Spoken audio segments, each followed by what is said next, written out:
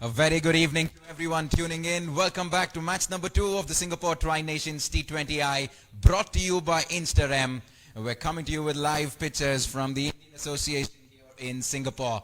Match number 1, we saw the two visiting teams, Zimbabwe and Nepal, take center stage, and it was Zimbabwe that came out victorious by the end of it, courtesy an excellent partnership by Ryan Burl and that man of the match, Richmond Mutumbami. And today, for the first time, we're going to get an opportunity to see the host Singapore take on arch rivals Nepal, and that is a score that they certainly will want to settle for sure. Before we move into live action, a very quick hello to my friend Tino, who is going to give us company all through the series. Tino, welcome back. Thank you so much. Good evening, Nav. Nice to be here again. Exciting match we had yesterday. Good start to the tournament. And it all augurs well for this kind of tournament. We hope that today we have a very similar game. Nepal taking on Singapore. Singapore arriving back home last night. Some exciting cricket they've played, some good victories. So we hope for another really exciting match this evening. And I was talking about this just yesterday, Tino, was how evenly these three teams are balanced at the moment. So very difficult to pick a winner. Hard to choose from these three teams. That's what's going to make this so exciting and so interesting. Absolutely, and as you're talking about that, looking forward to some good times, and as you say, possibly maybe just put Zimbabwe at the top, a bit more experience in terms of the batsmen especially, which I think are going to be important on the surface. But we saw yesterday Lamichane brilliant with the ball for Nepal. We can expect more of that from him going forward, and we can expect some good outings from Singapore as well. We've just seen some good results for them over the last week, so exciting times and looking forward to some good cricket.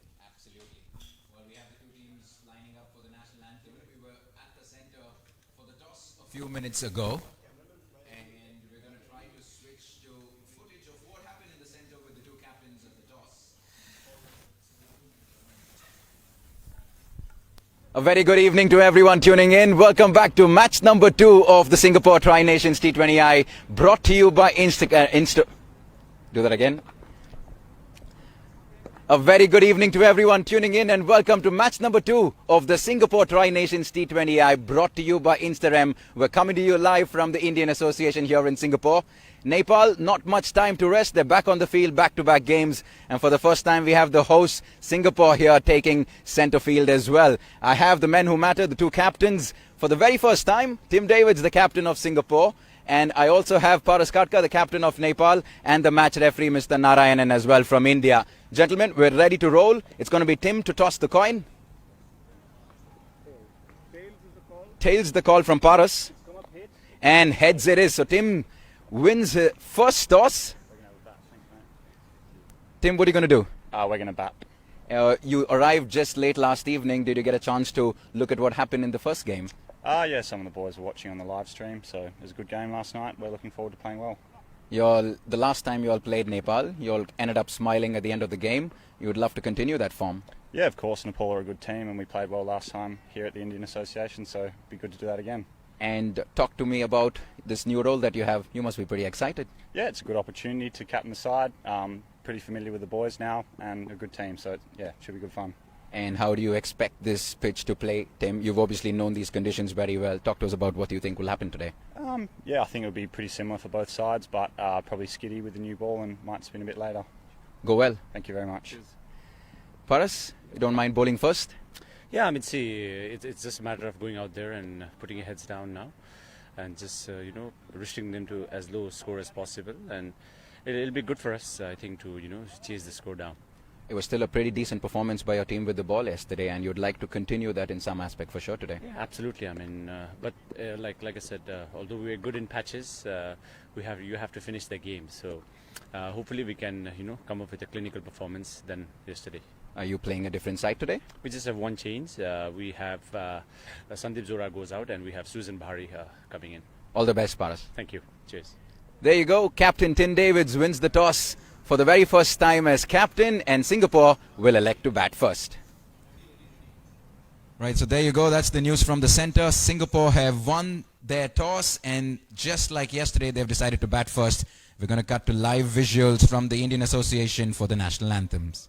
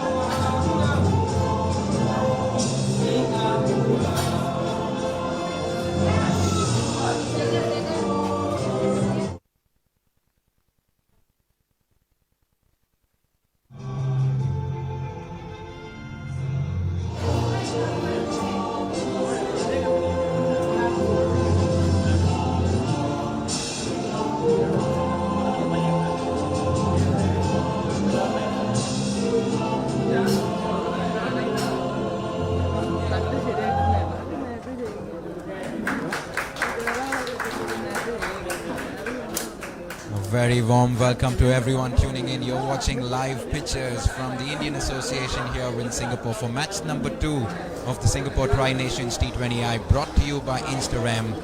As we see the two teams get ready for live action. Nepal versus the host Singapore today. Back-to-back games for Nepal. This is going to be a very interesting contest. Bit of cloud. It was certainly was overcast yesterday. I promise you one thing though, perfect conditions for a good game of cricket, Dino. Absolutely. A little bit lighter today. That's the ICC match referee. Just giving a handshake to the Singapore players. Mr. Narayan and Kuti from India. And as you say, wonderful conditions. Possibly not quite the humidity we had last night, but definitely ideal conditions for T20 international cricket. I was out there a little bit earlier, had a look at the surface, and the same pitch we played on yesterday. Once again, not a blade of grass, very hard, very dry. And we saw a lot of balls coming through yesterday from the seamers. Good bounce. I think maybe just getting a little bit less bounce today as it's a pitch that's been used. But what we definitely did get was turn. And we can expect the same today on this kind of a surface. I thought Lamichhane was extremely effective yesterday. Talked about after the first innings that they needed to get early wickets. Paras Khadka gave him the ball to open up, and he did exactly that. He was almost unplayable, quite literally unplayable, courtesy a remarkable catch by Ishan Pandey there. That gave Sandeep Lamichhane his second wicket. And then the captain, Sean Williams, an absolutely nothing shot, straightforward catch for Lamichhane, and he was all over the Zimbabweans. Fortunately, he had 4 overs. He can go to the game. And Paras had the option of bowling Lamichhane all the way through. He certainly would have done it. It felt like Lamichhane was bowling a completely different pitch. Right, we're just about ready. Interesting tactics from the captains, Tino. You mentioned that there was pretty much something for everyone with this pitch. Both captains yesterday and today have opted to bat first after winning the toss, because they know that if they hang in there, see the new ball through, there certainly is runs on offer as well. Absolutely. T20 game, you don't expect the surface to change much in the space of 40 overs.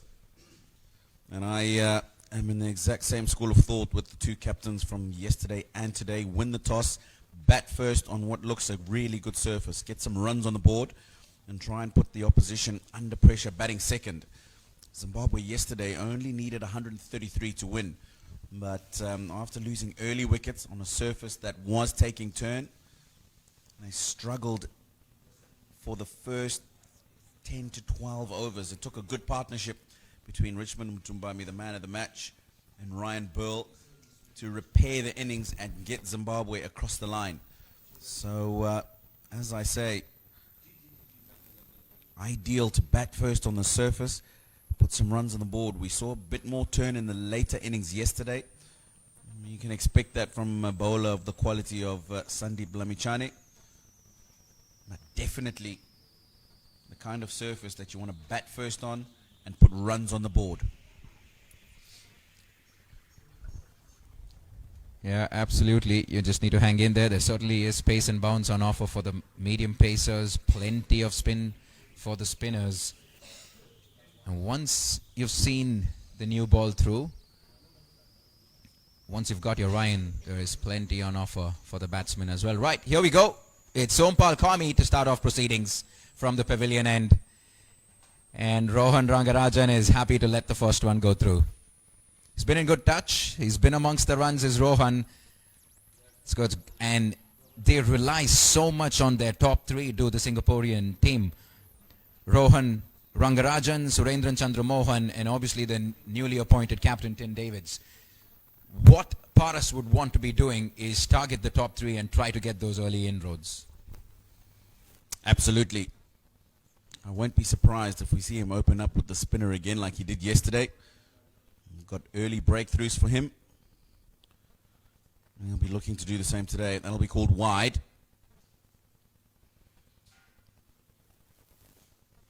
So important, those early wickets, in particular because we've talked about the boundaries here. Yes, a lot bigger the boundary square of the wicket. However, the outfield is still very quick. We saw yesterday Richmond Tumbami taking advantage of the shorter, straighter boundaries. But if you're getting wickets early in those first 6 overs, it means you're pegging the batsman back and they're not playing with freedom. Good cricket, good single. We saw Brian Cherry yesterday, very effective in the first couple of overs. Wasn't hitting the ball over the field, was hitting it through square boundaries, but because the outfield is that quick, he took advantage of that. So really important this first stage to try and make sure that you peg the batsman back. And how do you do that? By getting early wickets. Sompal Kami was certainly in the thick of things yesterday, not just with the ball, certainly with the bat as well. Fantastic hitting right at the end of the first innings. Helped Nepal reach a respectable total. Fortunately, wasn't good enough. And he's been tasked with the job of getting the early wickets. Captain Paras Katka. I won't be surprised if he resorts to spin very soon, like Tino mentioned.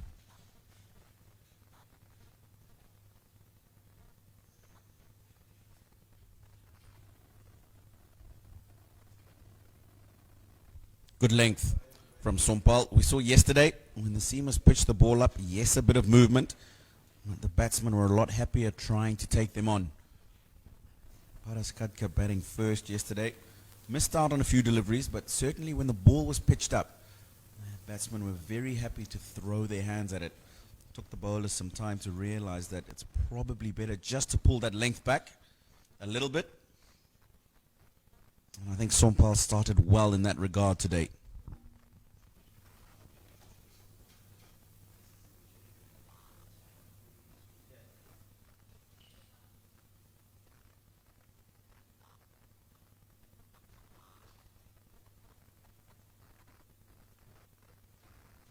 These two teams will obviously know each other well, play each other quite often. Be a good encounter. In the air, and doesn't quite carry to the captain. Paras Katka at mid-off, diving effort from him. We saw them in the field yesterday, energetic dives, direct hits. Unfortunately, this time not quite able to take that catch. It almost felt like Surendran Chandramohan was a little late on that shot, and the ball kept climbing on him.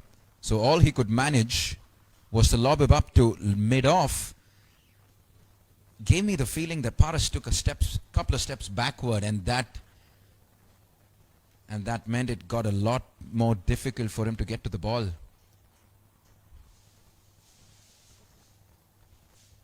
Much better. A very disciplined effort from Sompal Kami in the first over. We come to the end of the first over, and Singapore 4 for no loss.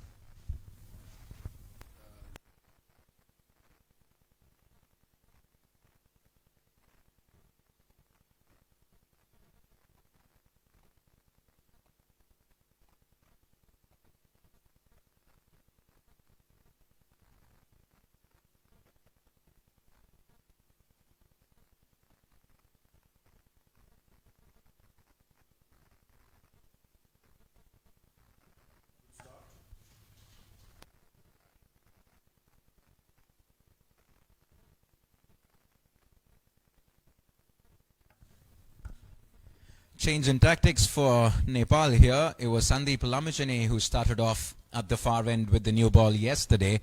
It's going to be Karan Casey. Seam from both ends today.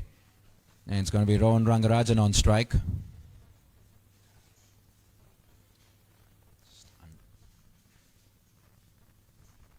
Big appeal, and that'll be going down the leg side. Run out opportunity. Not being able to get the direct hit. Bowler not able to get back to the stumps in time.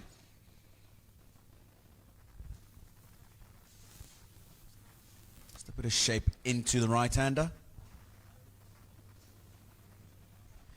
These two teams have obviously seen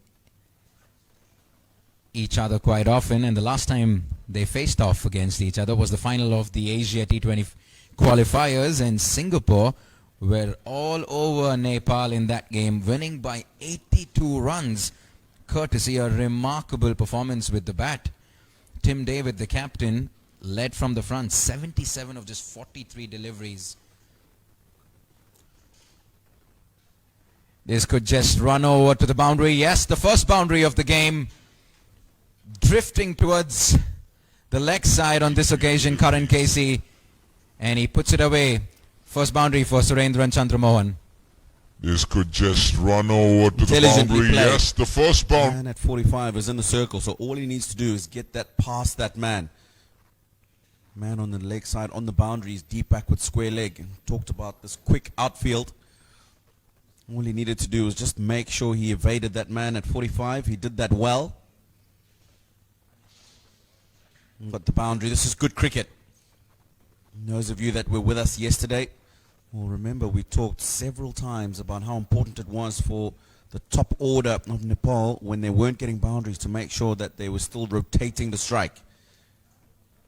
It was the Achilles heel in the beginning of the innings yesterday, and they repaired it well towards the end. But this is good to see from Singapore.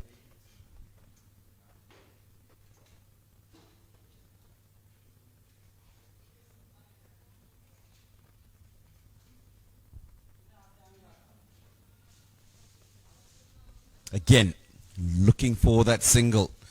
Soft hands into the offside. Good communication between the two batsmen. A good start for both these teams today.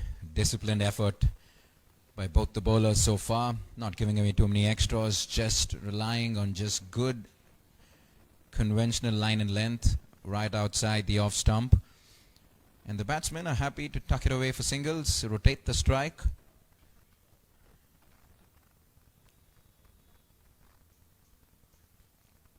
Much better from Karan Casey. Both these teams know that they would want to capitalize on this power play, so they don't mind starting a little slowly, because they know that once they get their eye in, this pitch will certainly have plenty to offer for the batsmen. Certainly will. Rangarajan is not one I've seen a lot of, but looks like he definitely likes to stay leg side of the ball, which means that he's possibly a guy who scores through the offside well. Runs through the onside. Come back for two. Good running once again by the Singapore pair. End of the second over, 12 for no loss.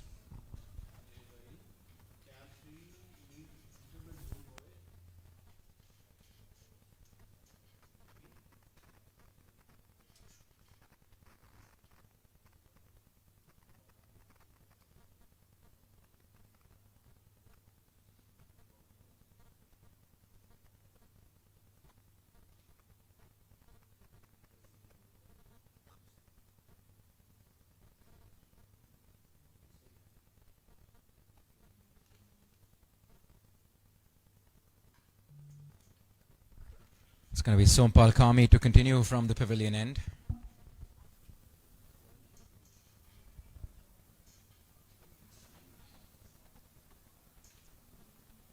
Good running between the wickets there. Rohan and Surendran. They saw the opportunity for 2 runs there. Massive gaps on the leg side, and they're capitalizing on that. 2 valuable runs. I've been impressed by the running between the wickets between these two, the communication between the two of them. Yes, it's T20 cricket. You want a flashing start, you want boundaries, you want excitement. But in all of that, so important to ensure that when there's opportunities to take singles, drop the ball into the gap, to do so. Keep the scoreboard ticking over. Just the one boundary, but from the first couple of overs, 14 on the board already.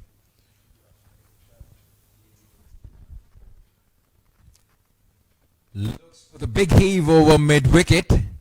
Was lucky that that didn't go straight to mid-on. On the bounce, Well done there at mid-on by Kushal Malla. Did well to stop that. It's never easy when it bounces right in front of you.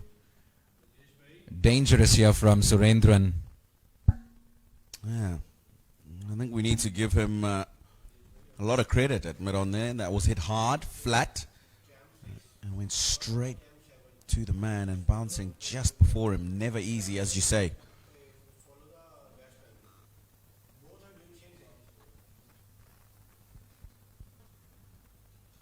Again, when the opportunity's not there to get a boundary, looking for the single. Good cricket. Well, if you look at just the approach right before the ball is being bowled from both Rohan and Surendran, Tino, minimal foot movement, relying on very good hand-eye coordination to make good contact with the ball, but it's working well for them.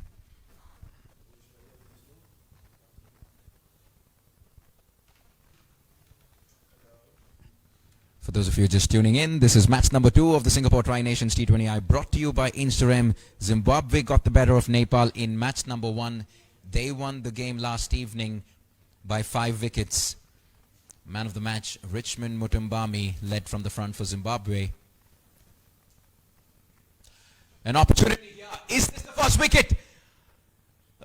A valiant effort at point there. Was just too far off from him. And it's Rohan Rangarajan this time. Let's take a quick look at this once again. It's a valiant effort. Just a bit of extra bounce again. Back of a length. Had this yesterday and today. That's the leading edge looking to play through the onside, and a really good effort. That backward point. I like the energy of these Nepalese boys on the field. Leave nothing to chance. Wonderful direct hit for a run out yesterday. And in general, just good energies in the field.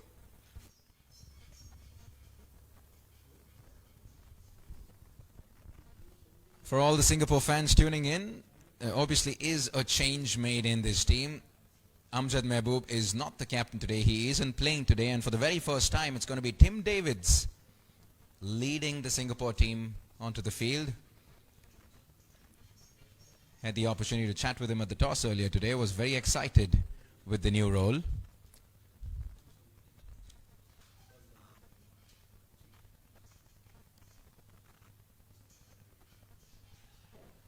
Flat batted swat over covers. Excellent boundary there. Much more convincing from Rohan Rangarajan there. Let's take another look at this. There was width on offer. Short outside off. And that was good enough for Rohan to put it away.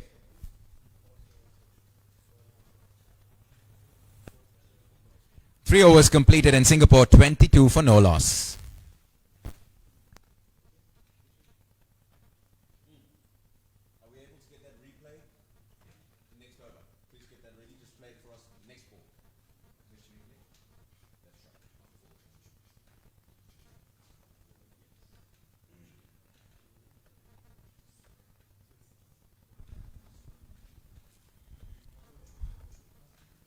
For folks tuning in from around the world, you have plenty of options to be watching live coverage of the Singapore Tri-Nations T20I. The fan code app by Dream11, Velo TV HD, VC Sports, and obviously the Facebook handle of the Singapore Cricket Association as well. So plenty of options. Fantastic work by the Singapore Cricket Association to make this tournament happen. There's an appeal. It looks like it's out. Yes. And Rohan's making the long walk back. Karan Casey, excellent delivery that. Did enough off the pitch to take the outside edge. Regulation catch for the keeper there. A nice delivery. Just angled into the right-hander. Shaped away.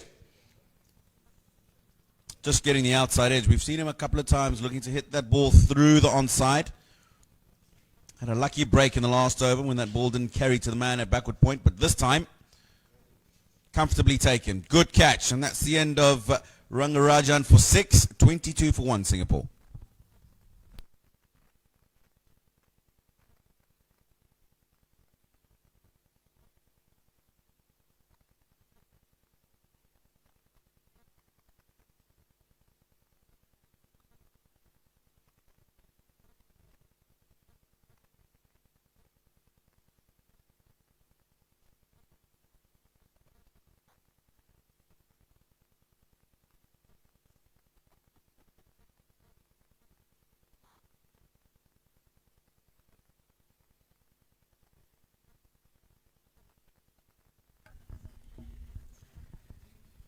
It's going to be their star batsman and also the newly appointed captain of Singapore, Tim Davids, who's going to make his way to the centre.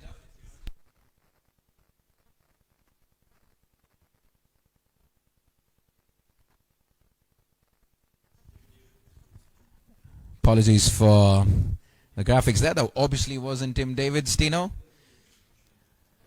No, it wasn't. But this is at the crease. 1 wicket down. And a good player. Tim Davids. We called wide.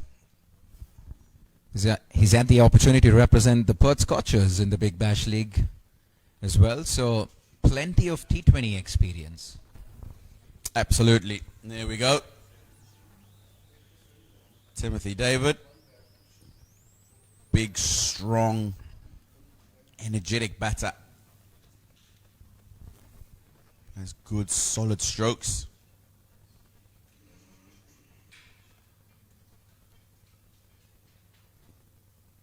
And he's off the mark.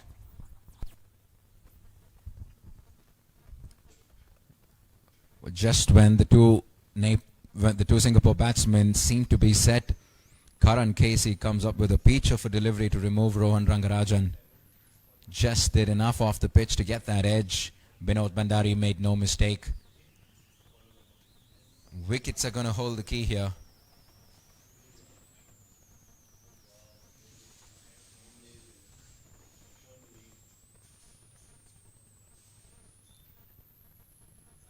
And a good old slog from Surendran Chandramohan once again. We saw a bit of that from Paras Katka last evening. And he's fancying the smaller, the shorter mid-wicket boundaries. That's probably on his mind, Tino. Absolutely. He's shown a keenness to try and hit the ball over the onside when the ball's a bit pitched up and a little bit straighter.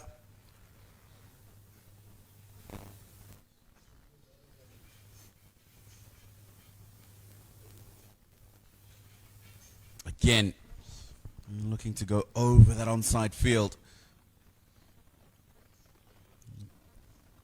And it's actually gone for 4.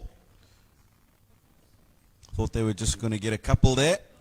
But enough on that to get over the boundary. Thick inside edge. Takes the score to 28. With a couple of balls to go in the 4th over.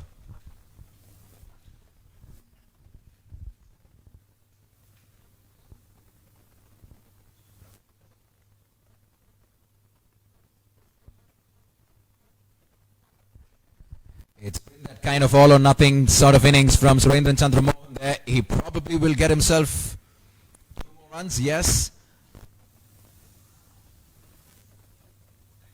He's swatting it hard. Isn't necessarily coming out of the meat of the bat. 20 or 12. And I think that's what's most important. Runs on the board early in the innings, 30 for 1 now, a ball to go in the 4th over. They won't mind how those runs come, Singapore, as long as they do.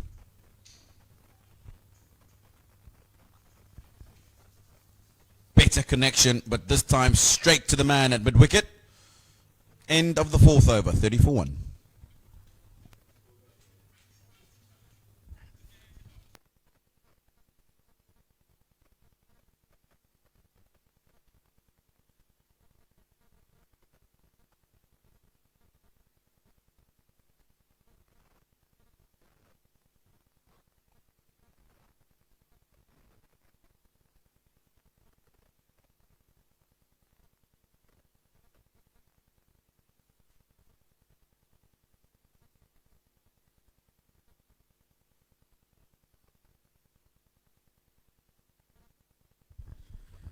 Sompal Kami is going to continue with his 3rd over from the pavilion end. 14 conceded in the first 2, and he's going to be bowling to the captain, Tim Davids, for the first time.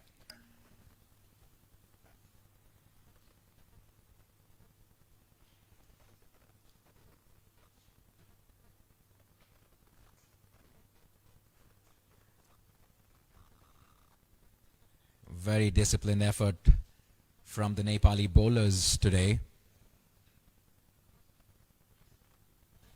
Surendran Chandramohan is living a little dangerously, isn't he, Tino? He is indeed. He's really looking to get on with things. Just a couple of overs to go until the end of the 6-over power play. Only wanting to take as much advantage of these last deliveries as possible. Cut away, straight to the man. And in the back of their minds, we talked about how often these two teams play against each other. Played against each other for the last spot for the World T20 qualifiers in Dubai next month. They will know how dangerous Lamichhane is. They would have watched him last night.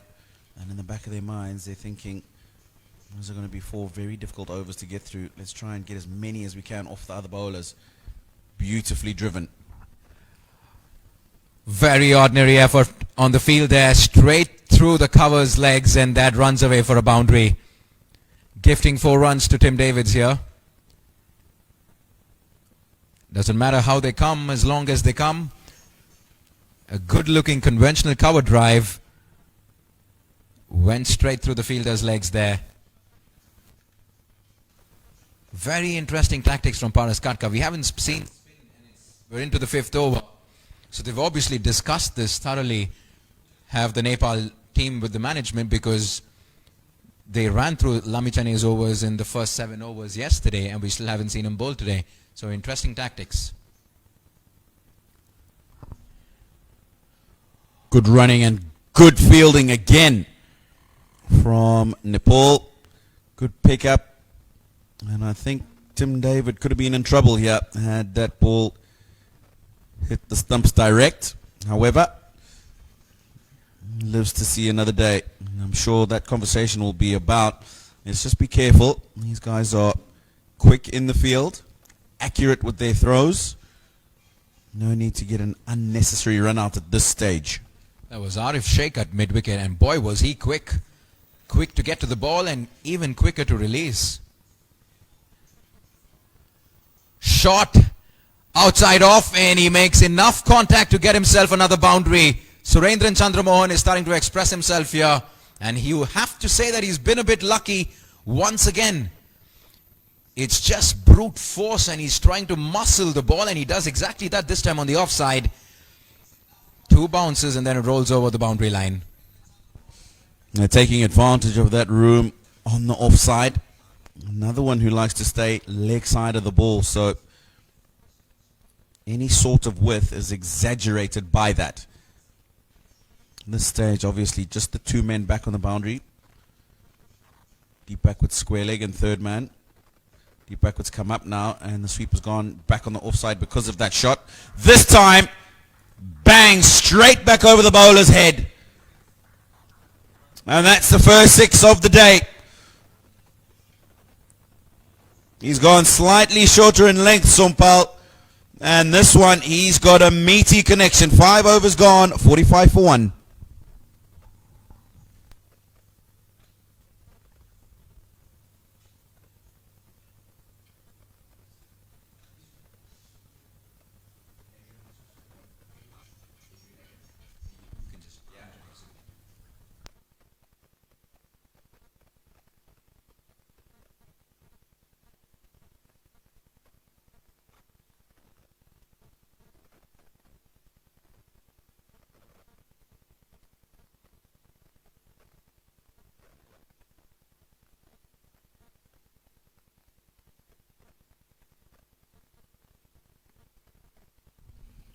One over to go in the power play. Singapore have lost 1 wicket, but they've made some steady progress. 45 for 1. New captain Timothy David, very fresh at the crease, just 6 from 5. But Chandra Mohan has been getting on with the business at the other end. 30 from just 15 balls. 200% strike rate and looking good. We're wondering when he was going to come into the attack. Lamichhane, and straight away turn.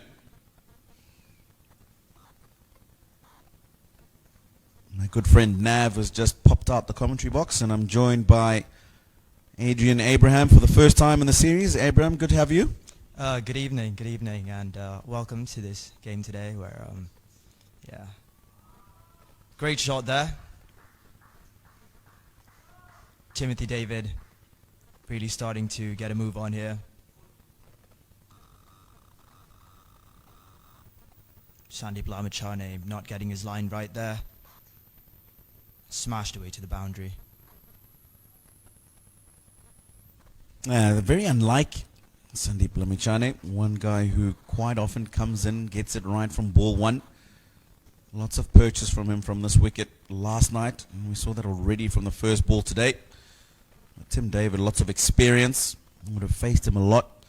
He'll know how important it is to ensure that Sandeep Lamachane doesn't get wickets and breakthroughs, especially early on in the innings.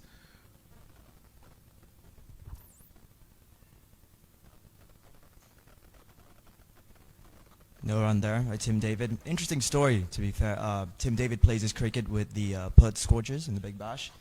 And yeah, he was born in Singapore, moved to Australia when he was really young. And now captaining the side for the first time tonight. Big day for him.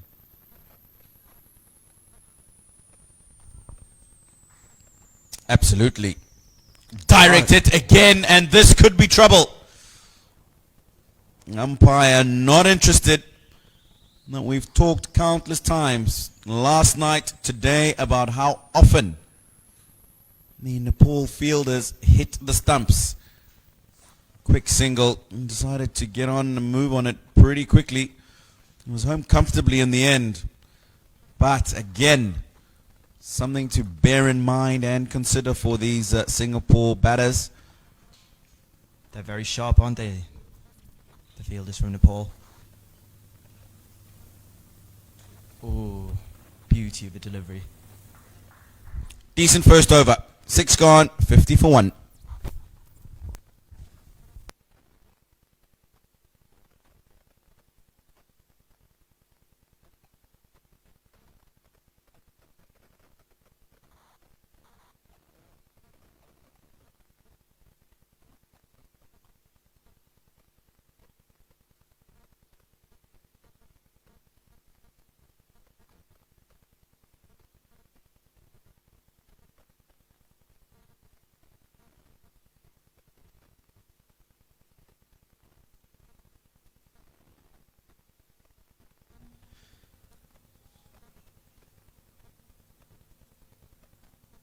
So the power play is done.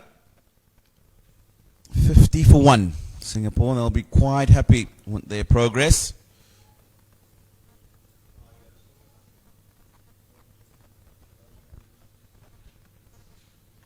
Timothy David, 11 from 10. Surendran Chandramohan, 30 from 16.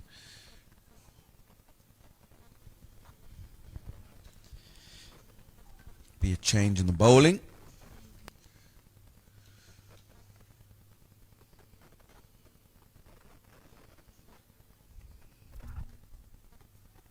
Sushan Bari has just come on to bowl. Timothy David still there, taking his time now.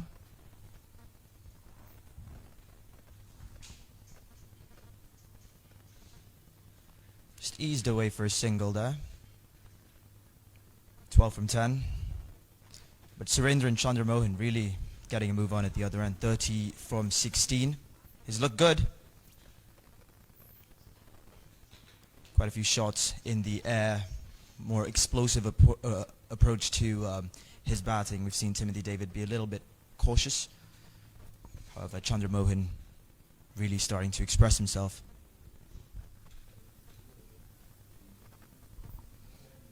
Tim Davids just brings that sense of calmness to the innings. Yes, it's T20 cricket and you want to get on with things, but also lots of opportunity to build partnerships and to be explosive later on in the innings. And just from what I've seen from him today, very cool, calm, collected character. Fits the role of a number 3 batter.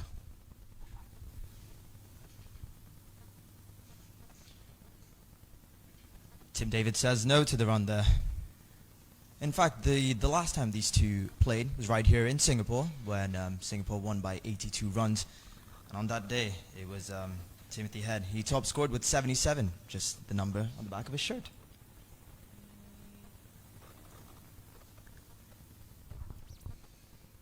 Interestingly, both captains actually with number 77 on the back of their shirts today. The other one, Paras Khadka, of course, the Nepalese captain.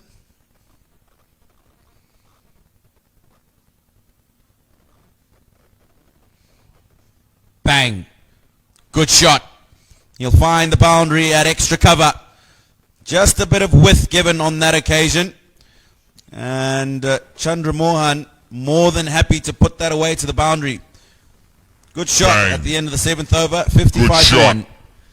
He'll find the boundary at extra cover.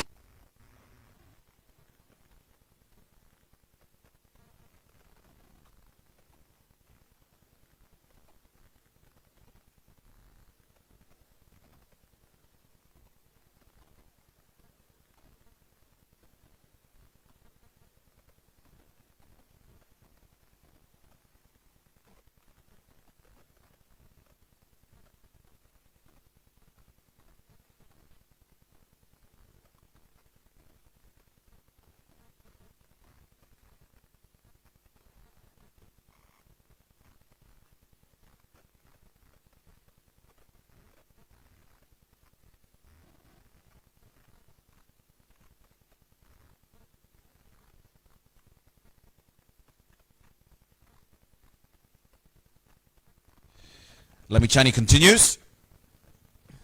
Sagoogly, well picked by Tim David. Happy just to pick off Lamichani, Tim David. Talked about how he'll understand that it's really important that Lamichani doesn't get wickets. If they take him at 5 and over and doesn't get wickets, happy days.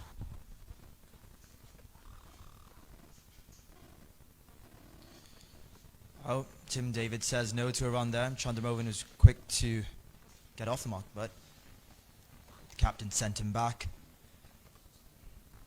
He likes to play his shots, doesn't he? I was about to say, it comes across to me as a bit of a hit and miss. Not too many singles in between there. Looks like he's one that likes to muscle the ball away. And if he doesn't get it away, then very difficult for him, I think, to rotate the strike, get himself to the other end.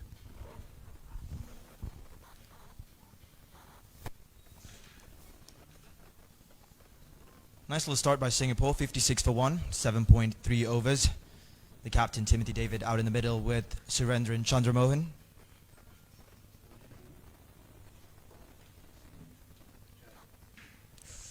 Beautifully bowled. Absolute peach. He's just given it a little bit more air and just pulled the length back. Sandeep Lamichani. And you could see Chandra Mohan looking to play that big stroke again. And absolutely bamboozled on this occasion. The captain's just having a few words with him there to tell him to just pick off the ball.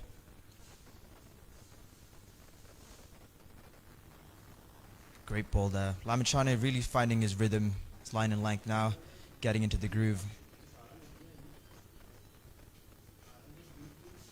Unable to play his shots as he was with the other bowlers.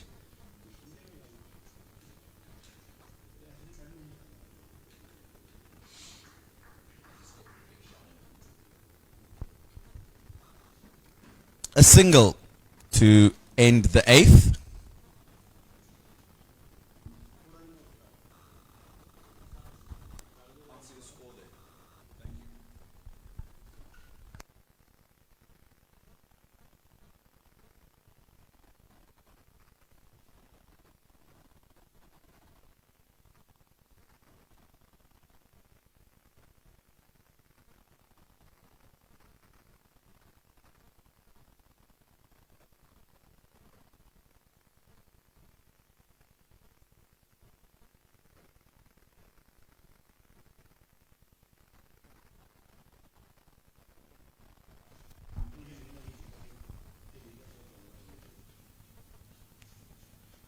Bowled him.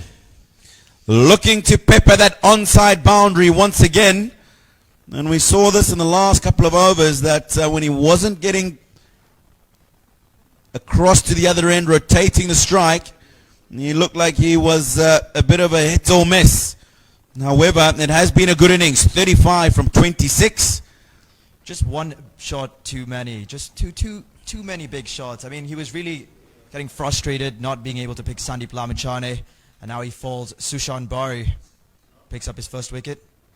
Singapore 57 for 2 after 8.1 overs.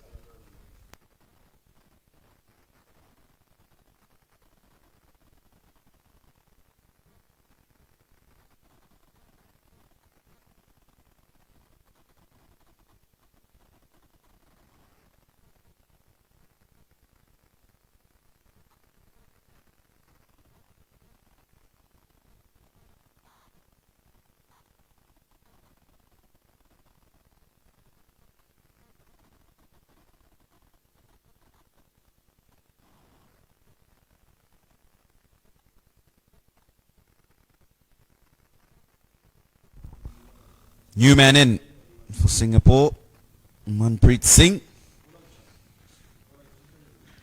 Explosive player himself. Comes in and joins the new captain, Timothy David. He's on 13 from 13, looking very steady from the other end. They'll be looking to build another partnership. Half decent start for Singapore, 57 for 2. One ball into the 9th over. Nepal feel like they have a sniff here. The big hitting Chandramohan, he's gone. Manpreet Singh, like you mentioned, joined as captain out in the middle. Explosive player. Made 40 odd from 17 balls the last time these two made. Really likes to play his shots. But a more cautious approach today. Trying to see off Sushan Bari, a spinner.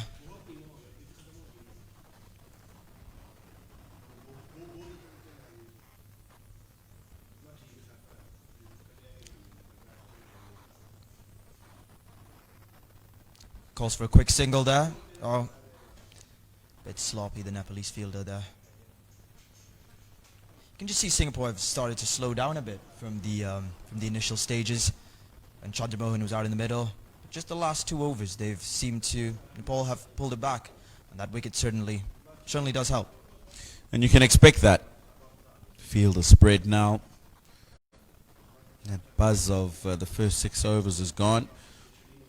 This is a period where the team wants to ensure that they can build partnerships, get through this period with a minimum of loss of wickets, and come in at the end of the innings and make sure that they capitalize and get themselves to a good score.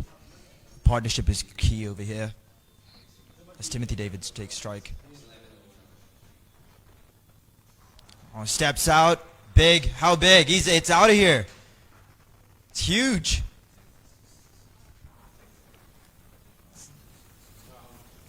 .64 for 2 after 9 overs. Oh, steps out.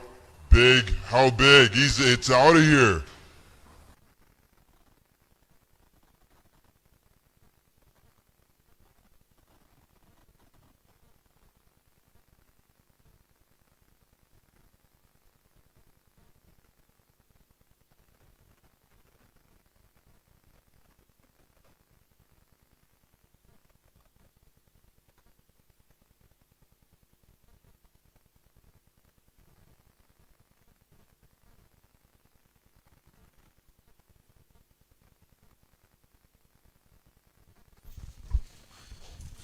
.64 for 2 after 9 overs. Bowling change here. Kushal Malla comes into the attack. Another spinner. We didn't see them in the initial stages, and now they're coming quite quickly.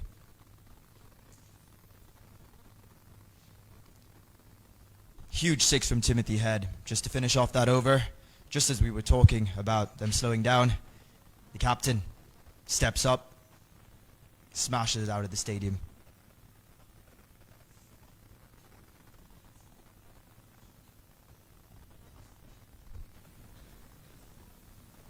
Spin the way to go. on the surface. You saw it last night after the seamers came on early. Got a bit of away shape. It's definitely some purchase for the spinners on the surface. It's well fielded by the captain, Paras Khadkar, at extra cover. Manpreet Singh wanted the single there, but his captain was quick to send him back. 1 from 4.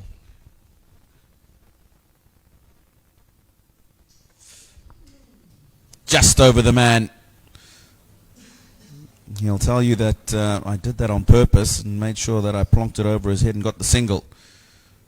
Initially thought it went straight back to him there for a minute. Really wanted to just get a move on, but he can breathe easier now. He's at the non-striker's end as the captain takes strike. 19 from 15. Looked good. Looked very good. Calm, composed, controlled. Really building an innings here. He'll want Manpreet Singh to just stay there with him.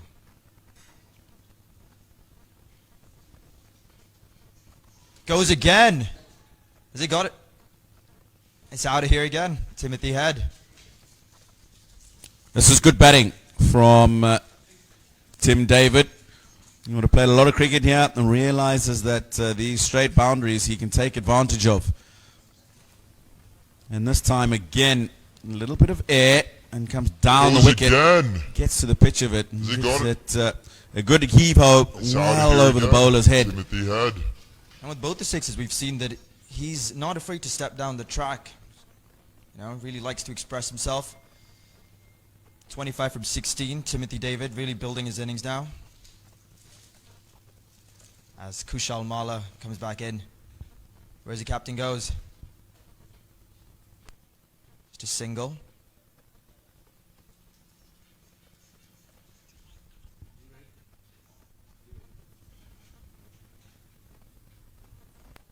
Moved along to 26 from 17. Starting to look dangerous, Timothy David.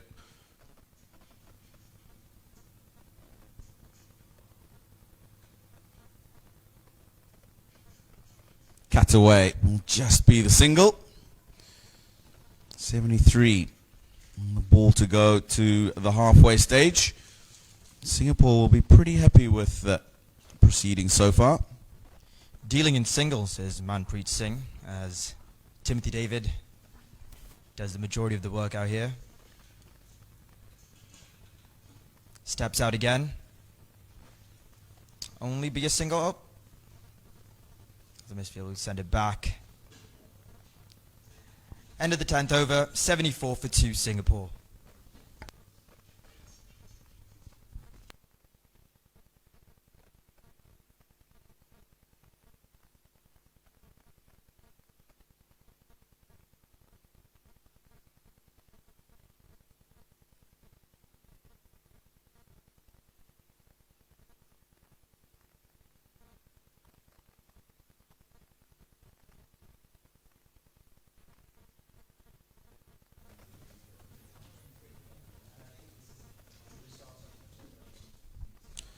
It's the halfway stage of the first innings of Game 2 in the Singapore Tri-Nations, powered by Instagram.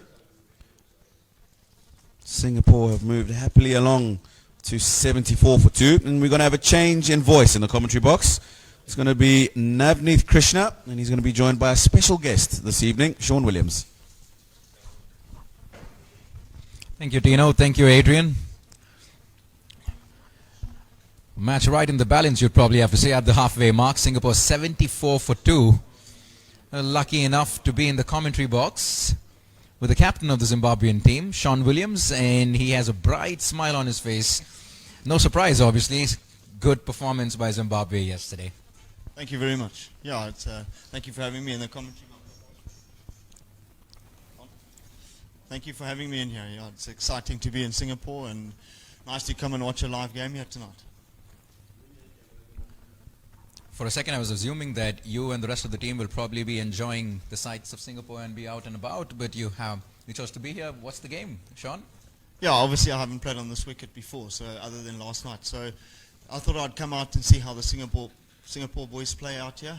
Obviously, it being short boundaries, I'd like to see how they go about their batting and obviously their bowling as well. Obviously last night the ball was spinning a lot, so Ryan Bill and Mutambami got us out of quite a bit of trouble last night, and we'd like to avoid those issues again in tomorrow's match against Singapore. Very interesting, a couple of points that you alluded here. We'll start with the spin aspect that you spoke about. There is plenty of spin on offer on this pitch, but having said that, there are a few spinners where it hasn't done much as well. Yes, definitely. Obviously, you've got to put something on it to be able to get something out of it on this type of wicket.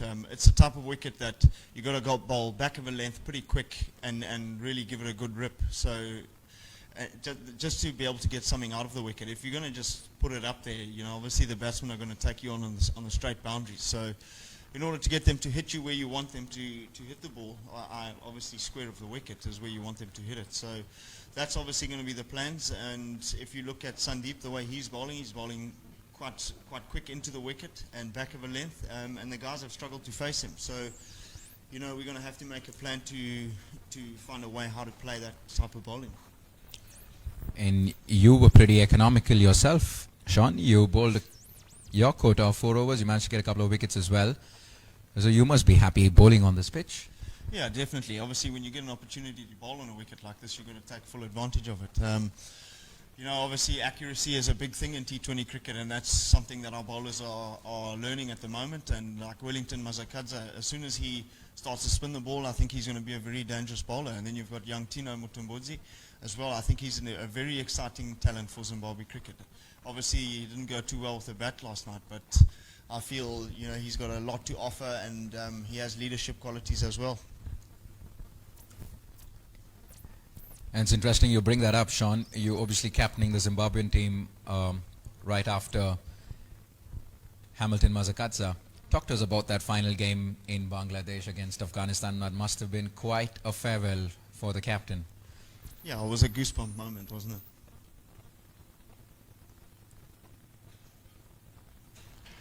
It was a goosebump moment for all of us, and a sad moment for all of us, as obviously we've grown up with him, throughout our entire careers. Obviously, guys like Tino, myself, Brendan, we've played with him for a very long time, and to see him go now, obviously there's a big gap in the team that he's left behind. Someone's got to come in and fill some big boots there. So good luck to whoever's going to come in there and take that opportunity, and hopefully someone raises their hand very soon and does that job. Obviously we've got Regis in there now, we've got an exciting young player in Brian Churry as well, attacking, not scared of anything. So it's obviously it's time to move forward now. Hamilton has given a lot to Zimbabwe cricket, and I'm sure he'll continue to do so. And you're enjoying your role as captain of Zimbabwe? I'm loving it. It's very exciting. Yeah. Obviously, I've got a lot to learn still.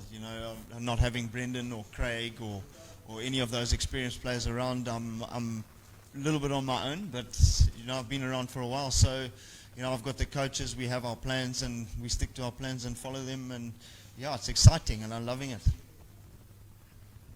Very quickly, back to the live action here. It's Sandeep Lanjani into his third over from the far end, and he does what he does so often, beat the outside edge. Quite a sensation has been in the recent past, Sandeep Lanjani. Been playing T20 cricket all across the world, some of the biggest leagues, and he continues to bamboozle the batsmen all over. Manpreet Singh looking for the sweep down the leg side, had to reach out for that,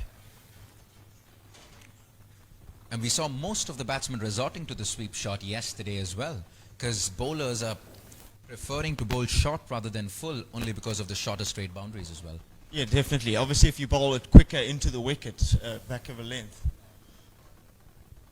it becomes difficult for a batsman to use their feet to enable to target that straight boundary. So, it's a plan of ours, and obviously with the ball spinning and balancing, the sweep shot actually becomes a wicket-taking option for us. So, obviously on a small field like this, you've got to get your angles right for your field placings and stuff. We've seen Tim come down twice now to balls that are not spinning. So, it's science for some batsmen to maybe target that bowler in particular the left arm spinner, that you could see he was starting to target him. So, you know, and that could be the game changing over in T20 cricket. As you know, there's fine margins. So yeah, I think if you try and, you know, spend a little bit of time at the crease, especially on this pitch, it'll open up the game towards the end of the innings when the seamers come back on as well. And this is probably the way to go against Sandeep Lamichhane. 9 in the first 2.4 overs. They're okay playing him out. You don't have to try anything or try to be adventurous against Sandeep Lamichhane. You're okay giving the 15 or 20 to his 4 overs. Yeah, definitely. Obviously, you don't want to give him any wickets. That would be my main thing. And a rotation of the strike, as you can see there, as they just knock him into the leg side and pick up 2. That would be a very good goal to have against him. You know, if you can pick up 20 to 30 runs in his 4 overs without a wicket, I think you're on the right track, and then you can target another one of their spinners.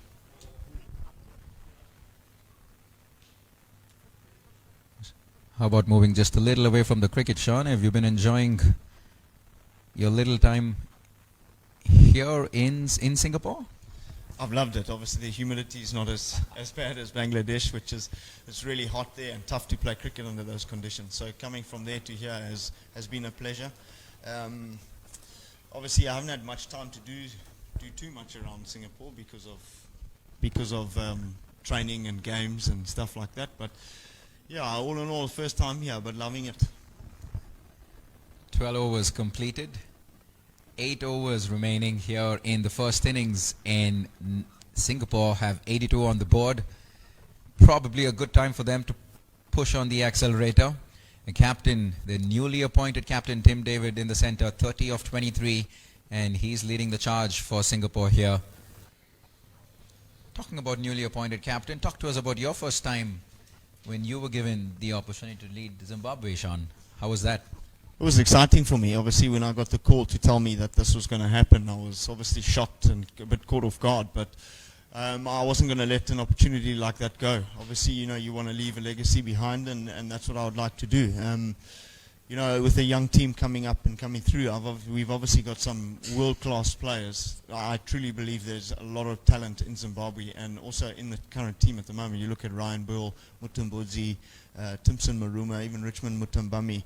And we've got a young man, Tony, as well, who hasn't actually played. He's played 2 games, but he hasn't had a chance to bat or bowl yet. So, you know, there's a lot of players to come through. So, but again, it's exciting, and all those decisions obviously weigh on your shoulders, and a lot points at you at the end of every game. But with the captaincy comes performance, and you would like to perform and be that person to take the team home.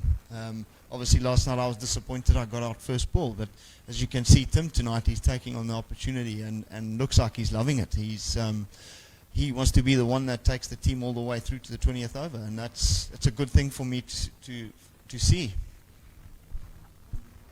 A change in the bowling attack. It's that man again, Avinash Bora, into his second over. You obviously saw a bit of him in yesterday's game. Needless to say, he is possibly going to continue the legacy of the great Lassit Malinga. This man, slingy action, loves bowling his Yorkers, targeting those toes. Yeah, he looks like a very promising bowler for Nepal. I think, you know, he's obviously very accurate and he can change of pace. Having said that, guess what Tim Davids does? Tonks him over mid-wicket for a massive 6, and Tim's absolutely loving this. And he can change of pace. No grounds big enough for the big Tim Having Davids. said that, I'll tell you something, the Indian Association here in Singapore is nowhere close to big enough. Tim Davids is hitting it big, and it's hitting it long. 92 for 2 now into the 13th over, and the captain 37 of 25. That must give him plenty of confidence and possibly the momentum that they need going into the final 7 overs. Yeah, definitely. I think maybe he's got his angles wrong here. I think maybe coming over the wicket and going into leg stump would be the better option for me. Obviously, he's going to clear his front leg and take on the short boundary straight there. So, you know, maybe a short pitch ball or hard into the deck would be a good option right now. To me, it looks like they've gone gone for the death option a little bit too soon right now. Maybe just stick to your guns and try and get a wicket, especially get Tim out now, and it could change the game totally and get 2 new batsmen at the crease, and the game's turned on its head. Very sensible here from the captain. Mighty 6 over mid-wicket, and then what he does the next ball, he's happy to tuck it down on to the leg side for a single and get off strike. Very sensible. And Manpreet Singh, how important has his role been in this partnership? 10 of 15, happy to play second fiddle, and he's okay with the captain Tim Davids taking charge. Talk to us a little bit about this tournament, Sean. It is obviously 6 league games. There is no final. How do you approach a tournament like this? Obviously, it's our first time coming into a tournament like this without having a final. Obviously, we want to win every game and win every game as comfortable as possible. So we take it game by game and take it step by step and just follow our processes and stick to our plans for as long as possible. Execution is obviously key when it comes down to the skills and on the field stuff. Rest is extremely important in a T20 tournament like this when you have games so close to each other. It takes a lot out of you, a T20 game, funny enough. The bowlers are bowling quickly through their overs, and some fielders are going from long on to long on, cow corner to cow corner. So, yeah, it's just nice. It's nice to have a tournament that's short and quick, but at the same time, you've got to be clever about your rest and your recovery and your stretching and just all the basics about cricket. Yeah, so it's not just about advancing to the latter half of a tournament in any given tournament that you play, but it's also about the match practice, the exposure at the international level that's going to do the boys a world of good. Yes, exactly. And obviously there's pressures that come with that, during the game, during training, and that you don't really have those pressures. In a game, you've got the crowd, you've got the umpires, you've got the lights on. All of a sudden, things change. All of a sudden, you can't hear anything, you can't seem to think. So we try and train under those conditions, but it's obviously difficult to. So having come from Bangladesh to here, a lot of our boys which have come from there obviously have dealt with that and felt those pressures. As we saw last night, Ryan Bill and Mutambami, they soaked up the pressure for us so nicely that it was such a good thing to see for us moving forward as a team.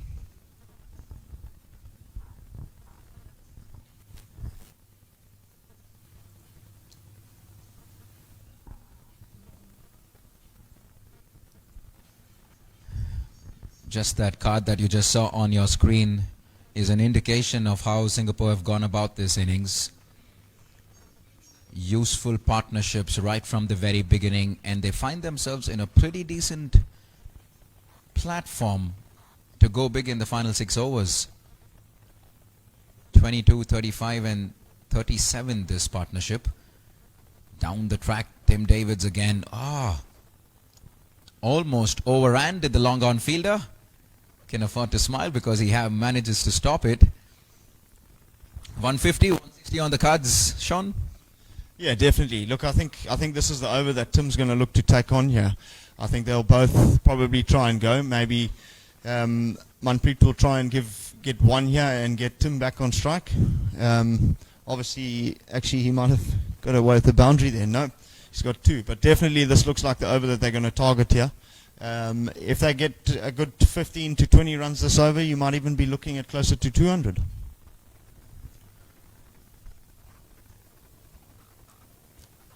Singapore scored 191 the last time these two teams played in the final of the Asia T20 qualifiers. Excellent, a good looking cover drive there, confident looking Manpreet Singh. And it was that man, Tim David, who led the charge on that day as well. 73 in just 44 deliveries. 14 overs completed, 99 for 2.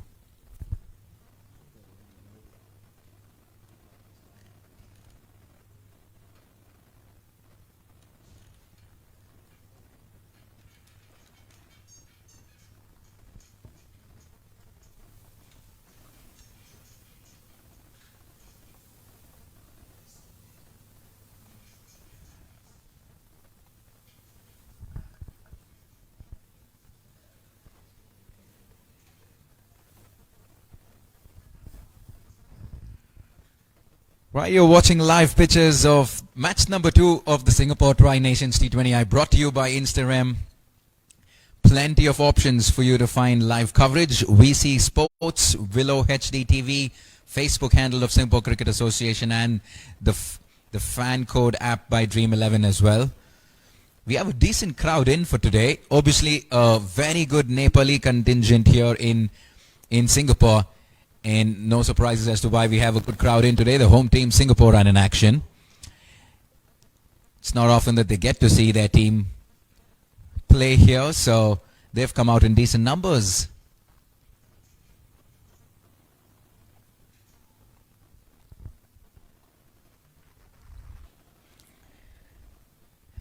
Manpreet Singh, he's been doing this all through this innings. He's happy to hand over the strike back to Timothy Davids, and with just 6 overs left, we might just see Tim David shift a gear or two. Definitely, I think he's going to start targeting the short straight boundary now.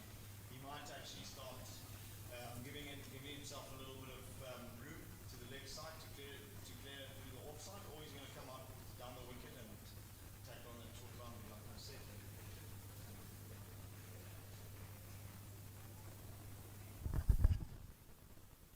6 league matches in this tournament. Each team plays the other teams twice in fact, my apologies. Full toss, straight back past the bowler, and stopped by the captain, Paras Katka. Yeah, Tri-Nation Series, each team plays the other 2 teams twice. A total of 6 matches. Remember, there is no final, so we have 6 league games, but plenty of match practice for all the 3 teams here.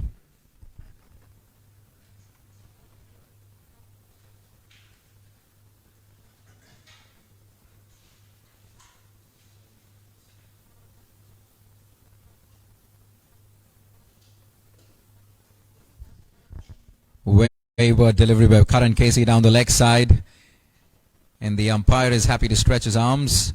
Wide signaled. Sean, what do you think were your key takeaways from last night's game? I think we started off really well with the ball. We obviously put pressure on them very early on. They didn't manage to get a boundary. Well, they got a few boundaries, but the scoring rate was really low. I thought our fielding was really good. I was really impressed with that. And in the middle period as well, Up goes the umpire's finger. Against the run of play, Manpreet Singh misses a straight one, and he will have to make the long walk back to the pavilion. Karan Casey strikes again, and that's wicket number 2. This is probably what Nepal needed at the moment. They need to get some wickets to stop the stem of runs. Quick look at this ball once again.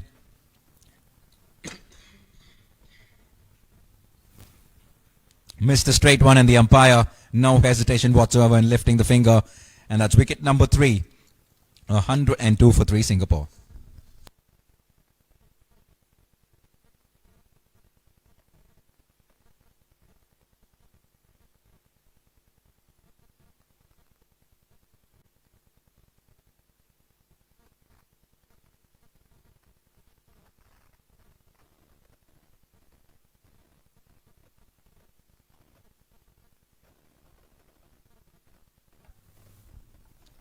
Right, it's going to be Janak Prakash, the new batsman for Singapore. We've heard a lot about him. Talented all-rounder for Singapore. Always contributing with the bat, with the ball. And his job will probably be to give Tim Davids enough of support for the rest of the innings. definitely, I think he'll be looking to rotate the strike as much as possible now, and be the guy to obviously keep wickets in the bank leading up into the last 2-3 overs. Yeah, I think if Nepal can pick up another wicket or 2 here, it will definitely stop the run rate. It will bring it down quite considerably. So yeah, let's see how he goes about his innings. Yeah.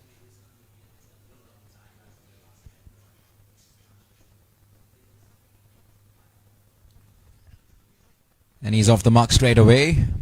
Pushes it down the ground for a single. And that brings the captain, Tim David, back on strike. Sean, captaining Zimbabwe or sitting in the comp box? Which do you think pressurizes you a lot more? I think sitting in the box, obviously. Obviously having Tino behind me, I've played with him and he's excelled in cricket, but he's starting to excel in the commentary box, so he's leaving me behind in one thing now. Tino always has a thing or two to say, doesn't he? He can say that again.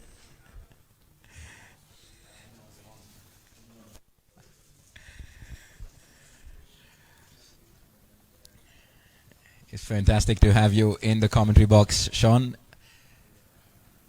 As we come to the end of over number 15, Sean, all the very best for tomorrow's game against Singapore. Thank you very much. Thanks for having me. I wish you guys all the very best, and it's been a pleasure to be here.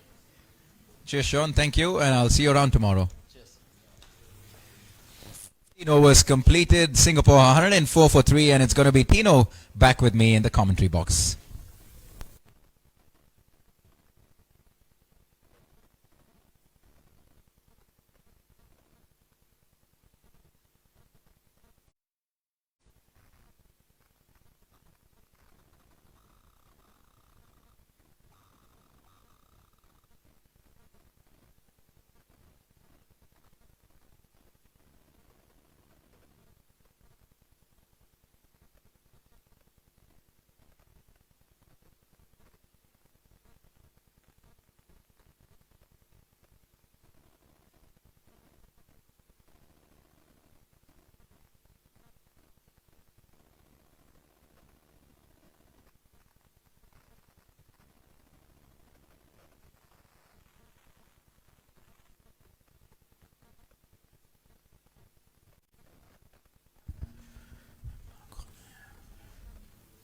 Right, we're down to the final quarter of the first innings, and Tim David advances down the track, looking for that big one. Sushan Bari didn't play yesterday, comes in instead of Sandeep Jora today.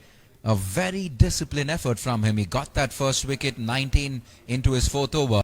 Captain Paras will take that. Absolutely.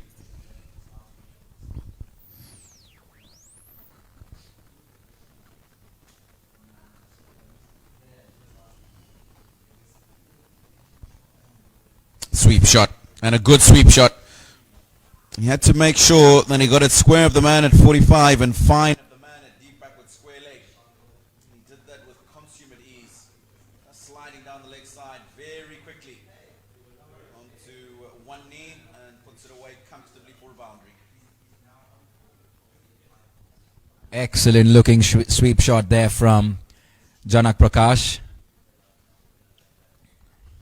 They will want to get a move on here. 109 with a little less than 5 overs left. They would probably target the 150 mark.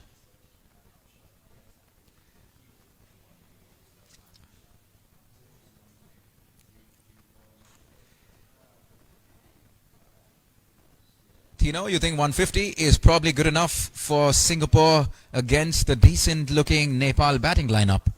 Well, I was just going to say, I think 150 they'll be disappointed with, especially if Captain Timothy David bats the majority of these last overs. Is 150 enough? It possibly could be. But I think they'll be targeting 160 plus from here. Especially if Timothy David bats the majority of these remaining 4 overs after this one. And you can see him starting to open up already. He's eyeing the boundaries on the leg side. Fancies himself against the left arm spin of Sushal Bari. Down the track once again. Swats it hard. Straight to long on this time. Just a single though. A very disciplined effort from Sushant Bari. Considering that this is just his first game, Paras Katka will be quite happy. And there you go, the quick high five as well. 16 overs completed.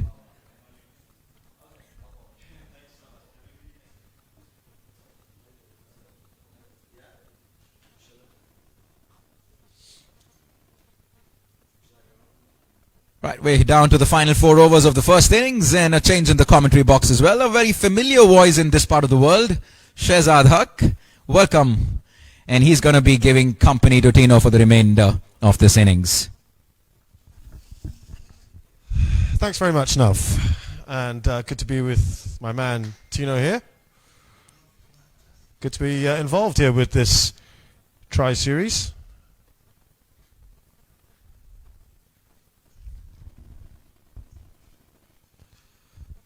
That's a lovely swat, isn't it?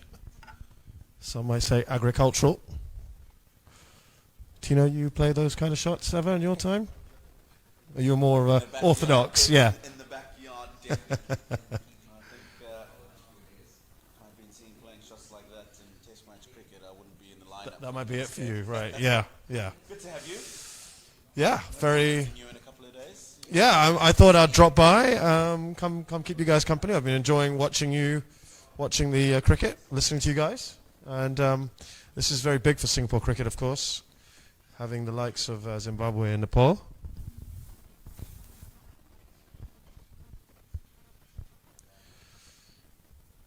And having test players commentating with us gives us it's a great feeling.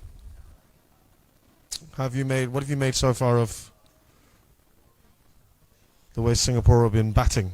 Has that gone all the way? No, it's a 4. But he's happy to play any kind of shot, isn't he? At this stage, it looks like they really want to get a move on. Just before you came in, we were talking about what they would be happy with as a total.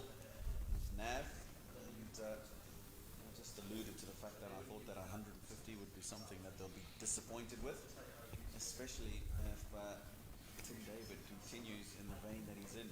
118 already, just 2 balls into the 16th over, so I think they're targeting 160, 170 plus, and they can get that. In the air. Oh, that's just got All the way. took out a spectator. Janak clearly been brought in to just help accelerate things, perhaps. I think you can take away the perhaps there. The last couple of balls we've seen in this over. Absolutely. He's definitely a man on a mission. Prakash, 16 from just 6 deliveries. Doesn't look like he wants to hang around. 124 for 3 now, halfway through the 17th over. And it's good for Timothy as well, isn't it? Because he was getting the bulk of the boundaries earlier. Wow, wouldn't you know it? He does do singles. He does indeed. Maybe because there's only a couple of balls left, he wants to be the other end. Yeah. To try and Sorry, Tim. to try and take on the bowlers as much as possible. Some good cricket in between those big hits. You certainly need to make sure that you're rotating that strike. 2 balls to go in the over. 12 from it already. That's been a very good over for Singapore. And Tim now facing. Can he continue this big hitting that we've seen so far? Just the one. It's a misfield. Not something that you want to be seeing from a Nepali perspective. And it just gets a bit frustrating, doesn't it? Teammates will just get a little bit. It's not what you need right now. Especially at this stage of the innings, Yeah. is what I was going to say. They've been pretty good in the field, though. When you look at them last night, you look at them today. They look like they're a very energetic outfit. Get around in the field. And that's what would hurt the bowler even more when they have a misfield, because he knows the quality of fielders he's got. It's a good ball to finish the over. 17 gone, 127 for 3.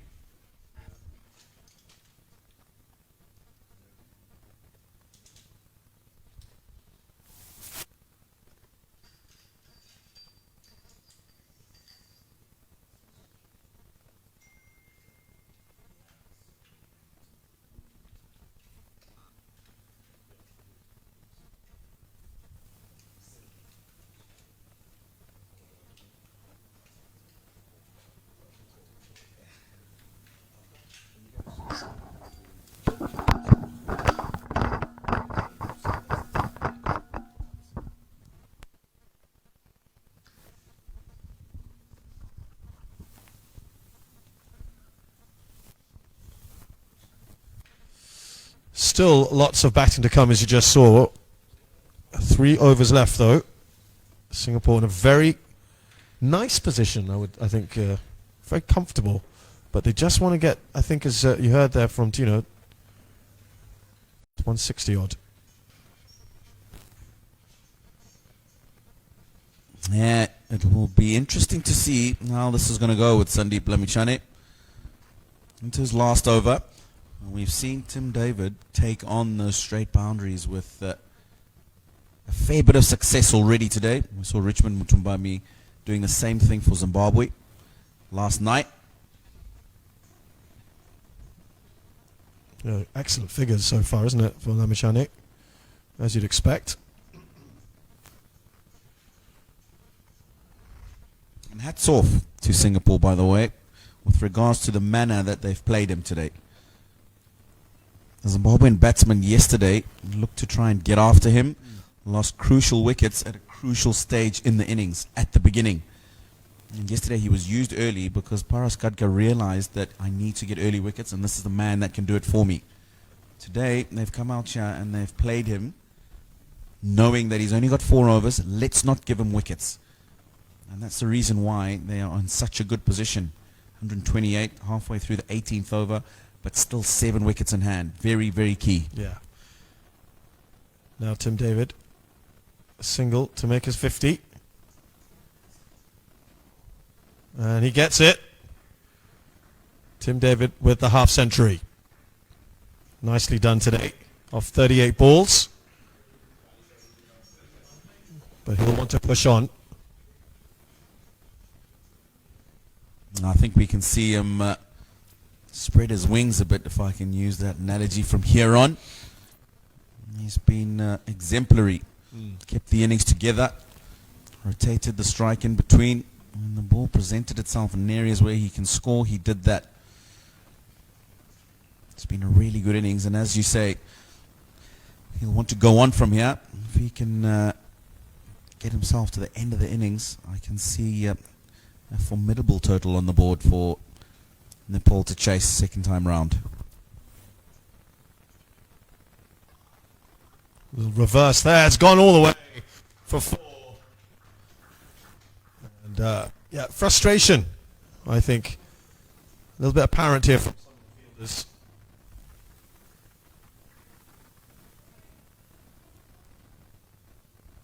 Nicely played. He's got that right in between that backward point and the short third man. Acres of space there, and we've talked about how quick this outfield is. Once you get it past that inner ring, especially straight with the shorter boundaries, guaranteed boundaries. This time the conventional sweep. Well, this has been positively slow from Singapore in comparison to what we've seen recently. But it is a good bowler. 134 for 3 off 18.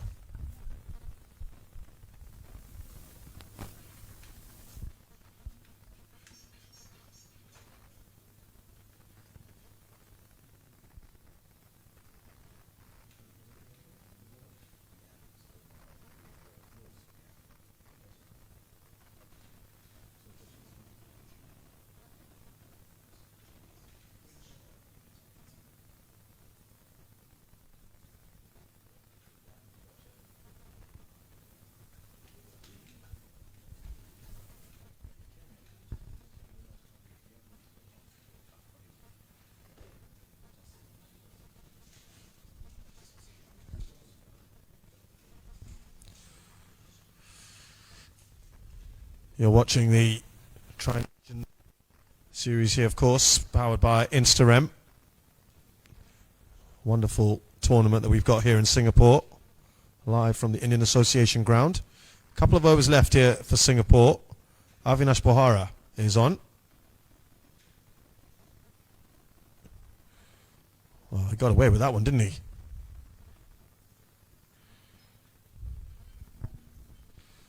Janak trying to push at everything now. You still sticking with 160? Tough call now, but I'll stick with 160. I think, as I said, anything less than that, maybe a little bit of disappointment for Singapore because they've set this up really nicely. That's a couple of dots as well. It's been good for Avinash. Now that pressure just coming into your mind now, isn't it? Well, Janak knows he's got plenty of batting come. Oh, that's well bowled. Brilliant. That's really, really well bowled. Two good Yorkers. Derailing total of 160 here, I think. I wonder they're hearing us out there, because there's maybe a little point to prove, perhaps, that they want to bring it back, because Nepal, they've been under the cosh a fair bit, haven't they, today? The last few overs in particular. See if they can get to even 150 now. Wow. That's identical. Absolutely brilliant. Fantastic. Navneet was letting me know that they refer to him as the Lasith Malinga of Nepal. And those last three deliveries just He'd be proud of proving him, wouldn't he? exactly that. Yeah. Really well bowled, and This is exactly what you want at the death.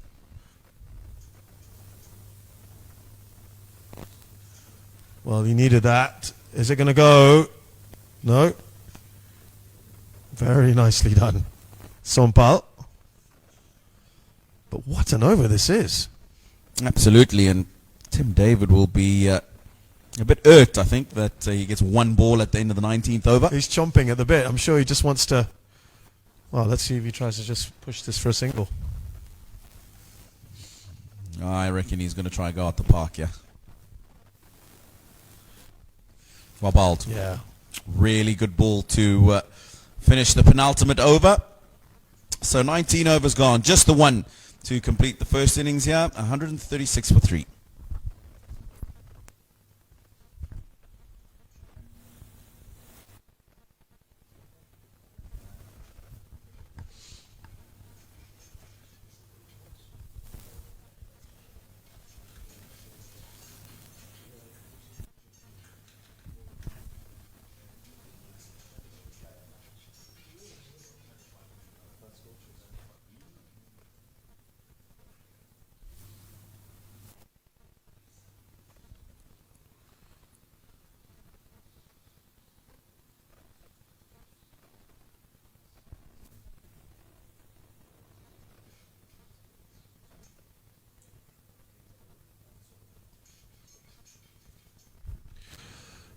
Final over of Singapore's innings. 136 for 3. Sompal to bowl this final over. And we've just seen some excellent bowling. Can he continue that? Vital that he keeps the runs down here.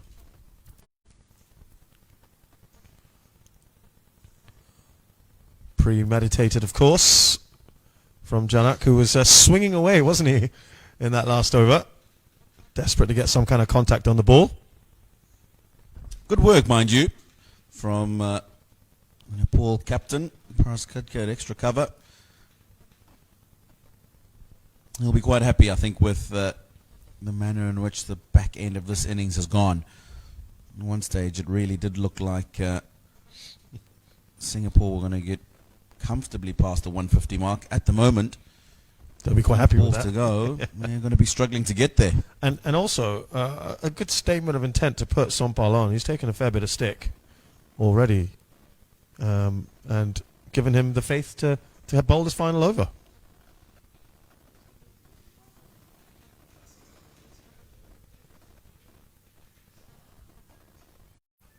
Straight down.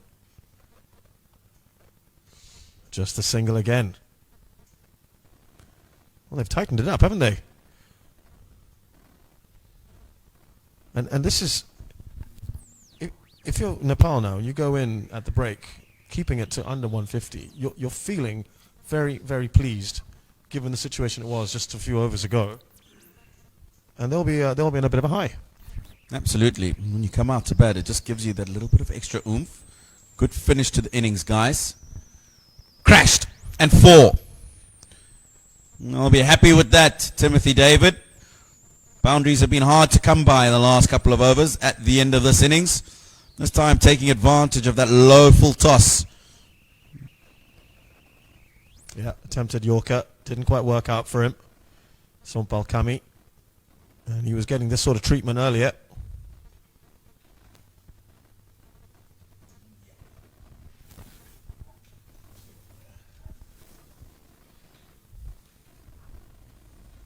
Can they get past that 150 mark? It's just a psychological barrier, that isn't it? Bang. Oh, that was there to Again. be hit.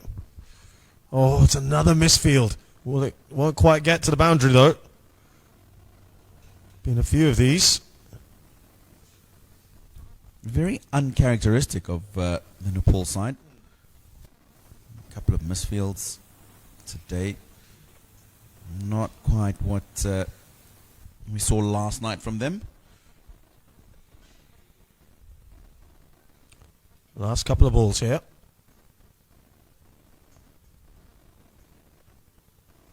Ooh.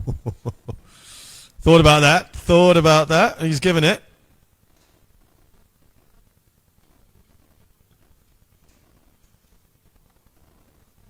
Well, it could still hit your 150. Yeah, it's one stroke away, isn't it? A couple of balls to go. You'll feel if he misses his mark here. Timothy David, who's been brutal on anything not in the area it should be, will put it away. Oh, that's a beautiful ball. That's Wonderful what he was. Yorker. Yeah, absolutely. That's what he was trying to do earlier on. That's what we saw from Avinash as well in that previous over.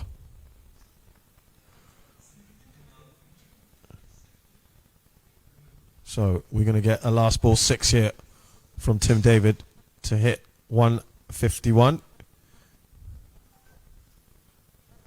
Not for lack of trying, I'm sure.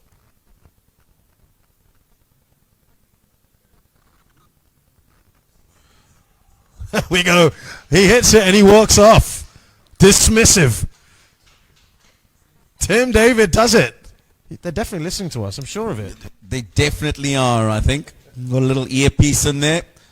Just missing that length, Yorker length that he's looking for. And Tim David puts that away for that last ball 6 you were talking about. So 151 for 3 is what Singapore end up on after their allotted 20 overs. I think you'll feel that they'll be happy with that and possibly can defend that. So a couple of contributions at the top of the innings. Rangarajan 22 from 19. Chandra Mohan 35 from 30. These are the partnerships that they had. And then Timothy David at the end there. Wonderful partnership. Making sure that he takes his team past that 150 mark. So there's your scorecard. And it was a brisk start, wasn't it, from Surendran? Rohan did not last too long. Timothy David, of course, played a captain's innings right at the end there with that lovely 6. 64 off 44. Manpreet Singh supported him. Was just milking the singles, and then Janak Prakash, a nice cameo towards the end. Singapore 151 for 3. And what do you think? Do you think this is they'll be relatively happy with this, or just a bit? I think they'll be touch of relatively happy. disappointment? If you look at yesterday, 133 Zimbabwe needed to win. Eventually did it with a couple of overs to spare. But a really good partnership to get them into the position to win the game. So it'll be a very interesting chase, I think. We're just going to take a short 10-minute break, and when we come back on the other side, we will have the run chase in the second game of the Singapore Tri-Nations T20 International Series, powered by Instagram.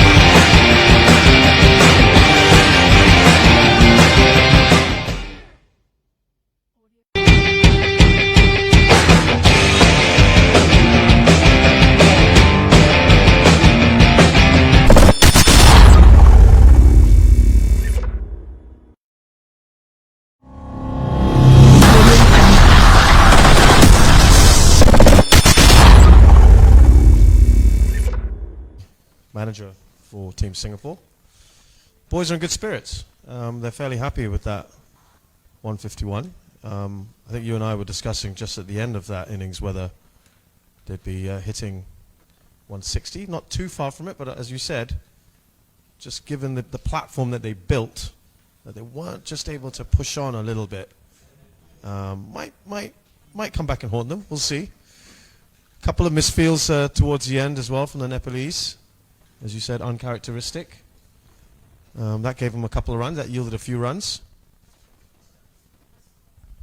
But otherwise, I think Singapore will be relatively happy. And by the way, these guys have been playing some big cricket recently. So they've only just returned from Malaysia. Defeated Canada on Thursday. Ishan Pandey opening for Nepal. Made his debut for his country yesterday.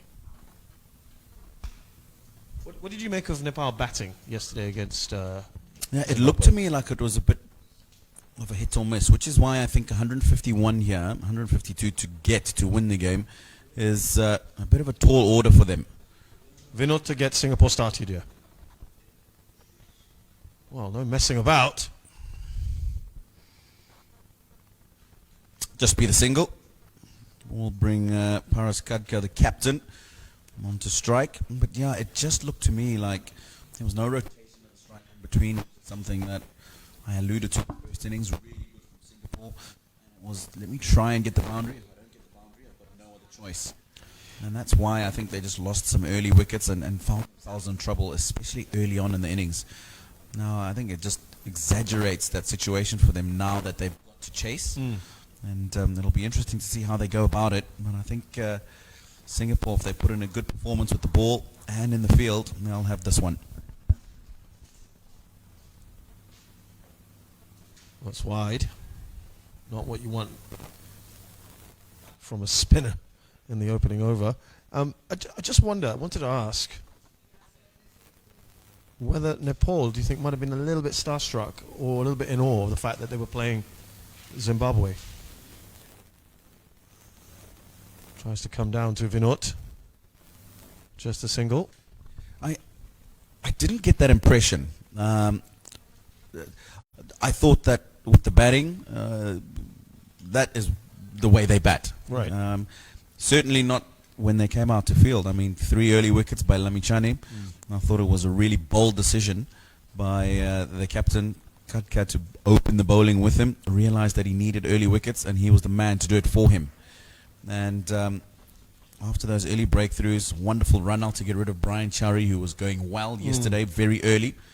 It really looked like they were playing at a level where they're comfortable. So definitely not, in my opinion, starstruck. Lovely previous delivery from Vinod. Another Now, dot. you see, that's what I'm talking about. No real intention to try and say, let me get to the line, get behind the ball, maybe turn it into the offside for a single or into the offside. And 5 deliveries gone, you haven't got a boundary, and you think, oh, no, we need to try and get some runs here. Yeah. And then play the big shot.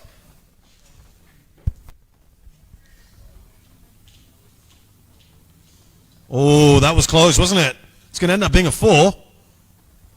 But boy, that could have been caught and bowled. And I think you're right, particularly with Ishan. He's playing his shots. He's not really looking to look for singles, is he? That's the thing. I think he disappointed there, the bowler, because I think that was a chance. Absolutely. But again, just a little bit of a hint that it's the big shot or nothing else. Really got to have a medium in between that. I might just give Vinod a bit of hope here that, and Singapore team.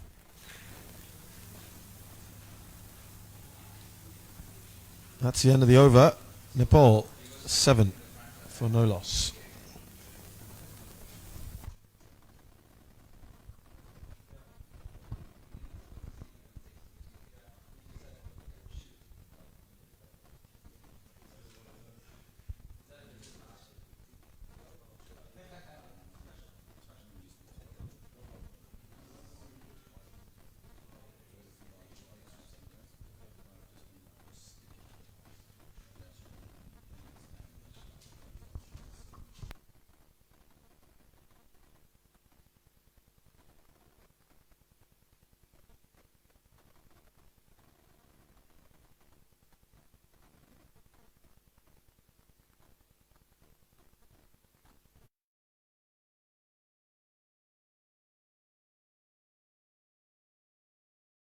so far. Ishan Pandey with the only boundary so far. A little bit fortunate. Could have been a caught and bowled. And the man who had a little entertaining cameo earlier, Janak Prakash, he's opening up from the club end. I look good. It'll be interesting to see him with the ball Well, at the start he would have wanted. after that first delivery. Yes, exactly. But again, something that we saw last night and a little bit in the earlier innings today as well, is that when that ball is back of a length, it's got good carry through to the keeper. I thought because it's the same surface we used yesterday, that today it might have just a bit lesser bounce, but definitely when that ball is shorter in length, back of a length, good carry through to the keeper.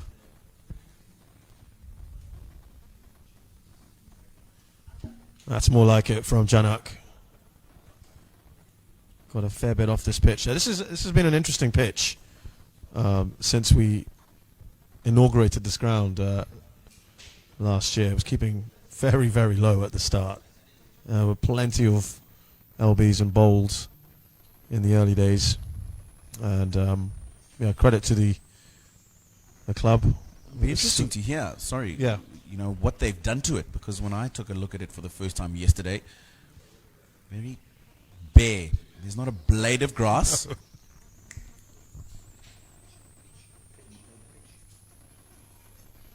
Not a blade of grass on the surface. You're Very absolutely right. dry, Yes. clay, and I didn't expect the ball, which is why I keep making mention of the bounce. To come up as much as it. I Yeah. didn't, Yeah. to have that much bounce on it. So Yeah. they've obviously done something. We put some concrete underneath there. You didn't know that, did you? And there it is. Very dry surface, no grass whatsoever. Nandipuri clay, It- by the way. All right. I'm just been informed by the soil experts. There you go. Taking some turn as well, Mm. although Lamichane is really the only one who's managed to get a considerable amount of turn. Not much from the other spinners today. A little bit from Sean Williams yesterday. Doesn't look like it when he comes onto ball, but Sean Williams has got the ability to turn a ball on glass almost. Not as much as Lamichane, but No. if there's a little bit to get out of the surface, he will do that, Sean Williams. Yeah, it has really changed.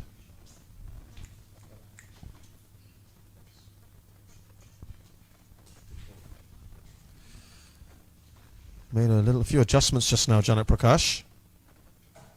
Oh, beautiful! That's got to go. He does. What a ball that was, Janak Prakash. He took a long time before that delivery. This is an absolute gem. Full, he swung it back into the left-hander, and that is crashing into the middle stump. Wonderful delivery to get rid of Ishan Pandey. And the first wicket falls for Nepal, 9 for 1.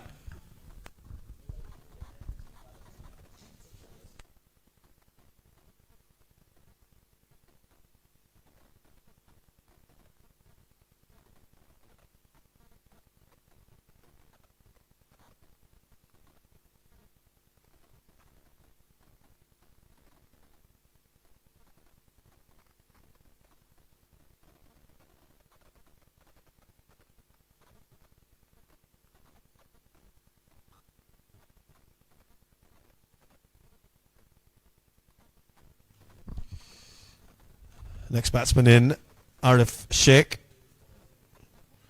And that's because Ishan Pandey dismissed with a beauty from the 19-year-old Janak Prakash. Got a bright future ahead of him, this young man. Didn't travel to Malaysia. He's one of the few in this squad. Yeah, serving his national service at the moment, as all young Singaporeans have got to do.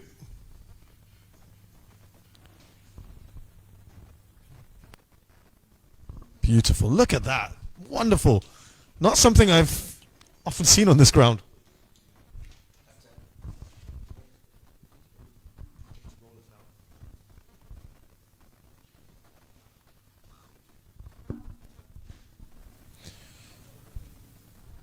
And how were your pacers finding? Did they get much from it yesterday?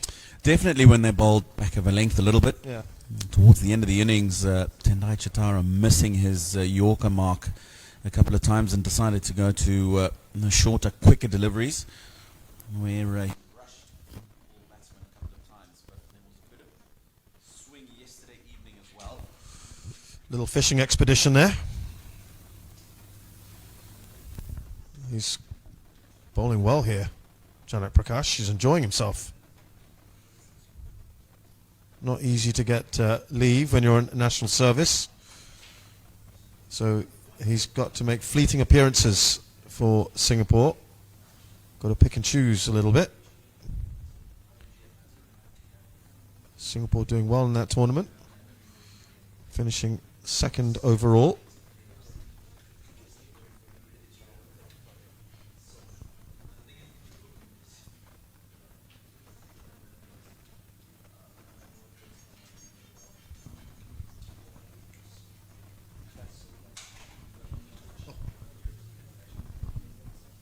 Nine for one. Off 2 overs. Ball that.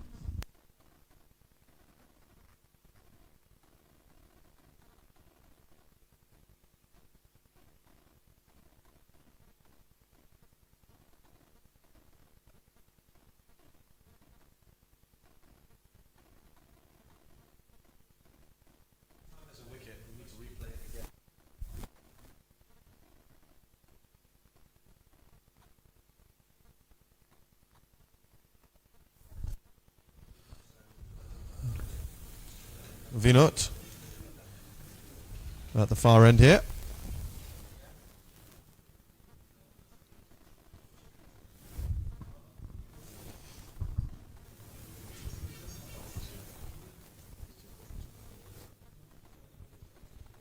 Well, this is the wicket earlier on from Janak Prakash to dismiss Ishan Pandey.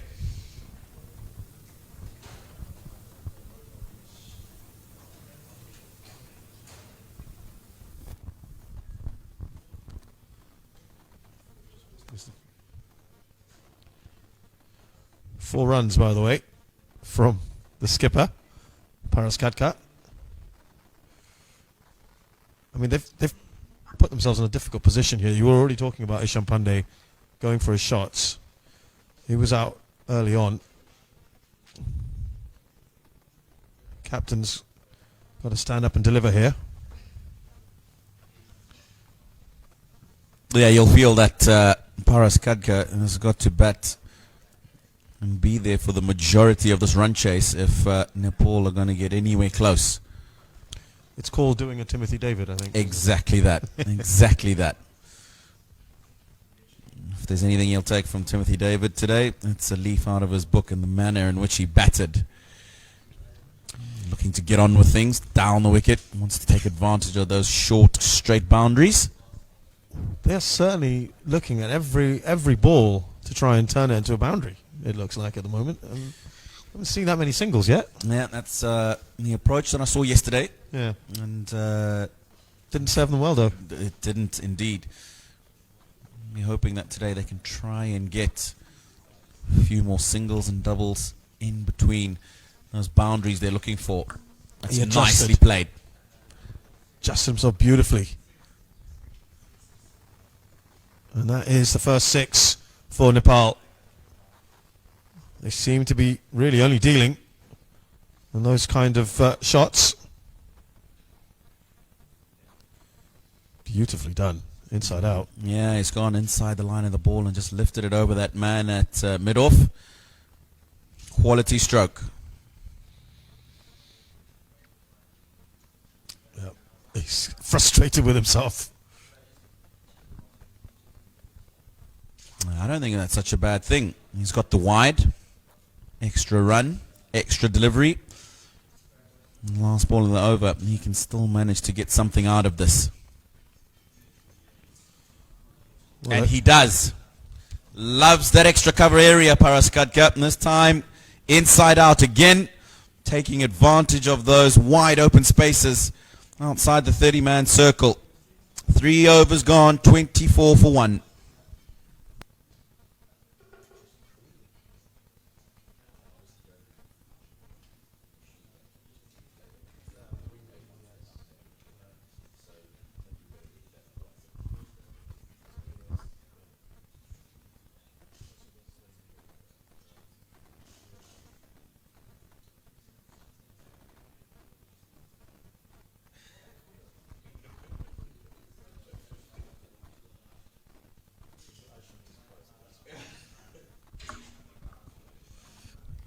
There's the equation for you. 139 required from 104.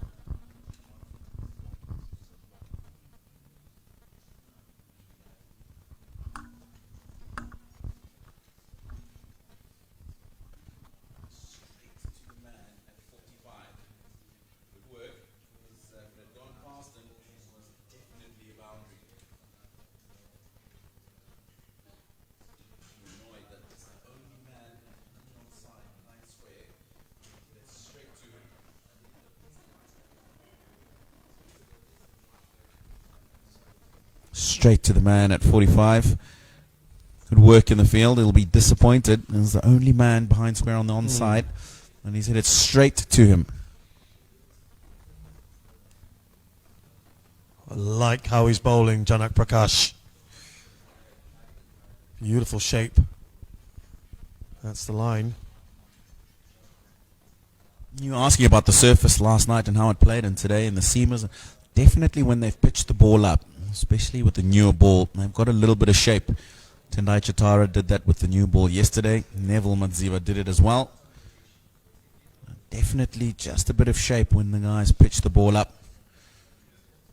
Less today because possibly the humidity levels not as high as they were yesterday. Yeah, it has been very humid around Singapore, of course. We've had the good old haze in the last few weeks. That's so wide again. Just had a couple of these. And yeah, the weather hasn't been conducive, I have to say, for anything really.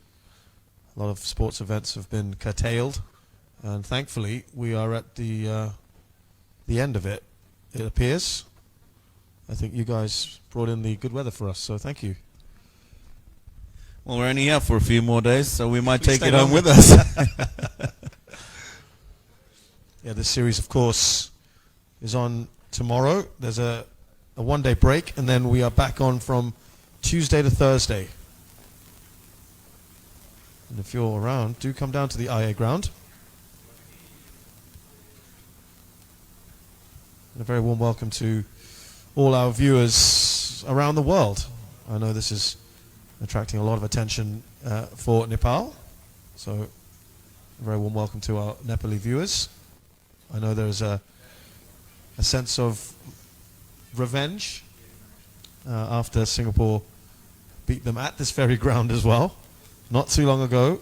And Janak, by the way, had a superb catch, which has gone viral. I'm sure you can put that on YouTube or on Google and you'll find it. It's an absolutely incredible catch. This man right here. Well, that's a nice shot. Quick outfield. It won't be quick enough to get to the boundary. The man at deep back with square leg, making his way around to cow corner. A nicely timed shot. And this is what I'm talking about. I need to see more of. Nice clip off the legs. A couple of runs. Scoreboard ticks over. Not this hit or miss that we've seen a lot of from Nepal. Yeah, I think it's a little bit better now in that sense. Pretty good over so far from Janak.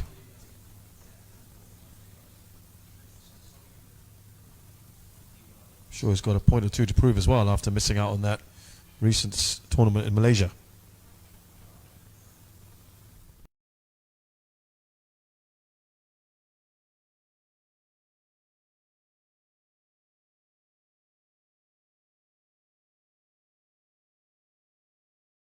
I like the look of Arif Sheikh.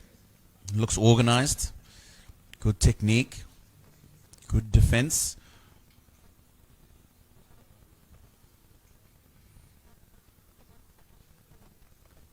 Looks a very compact player.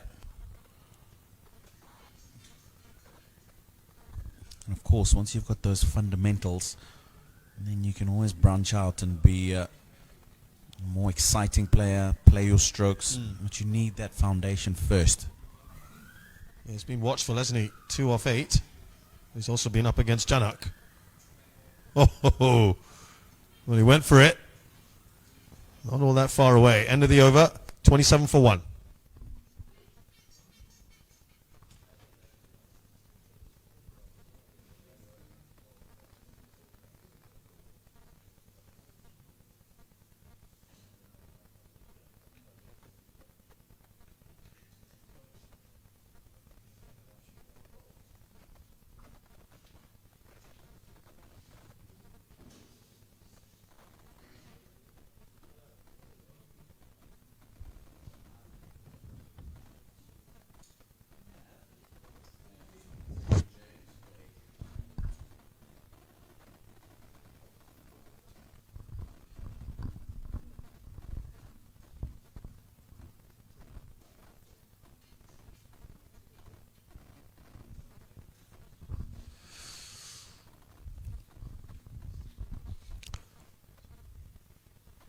So the skipper brings himself on, Tim David.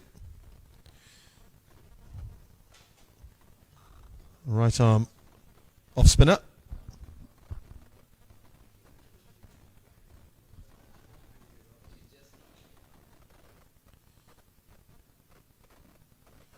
Starts off nicely. It's cramping him up for room there, Paras Katka.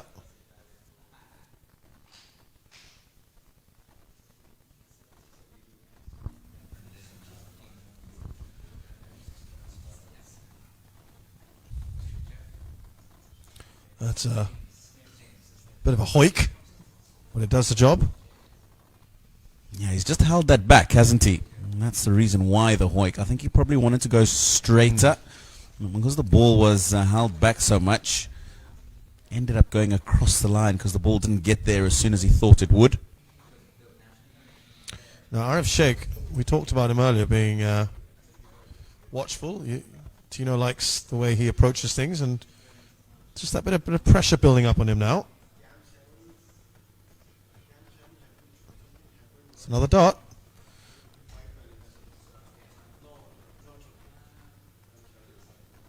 Comes from a great height as well from Tim, doesn't it? Sneaky.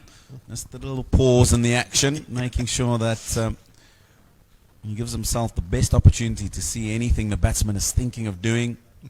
We saw that. Down the wicket, maybe. Saw that earlier, didn't we? Isham Pandey try to premeditate. Yeah, he's a man who looks like he's under pressure, but that will help his cause. Just about kept that in.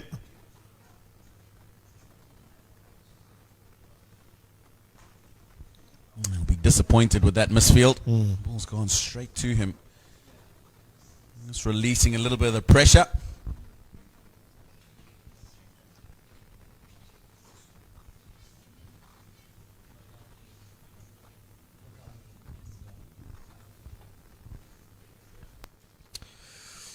So, end of the over, 30 for 1 off 5, and we'll have a change of commentary. Navneet Krishna and James McGullin.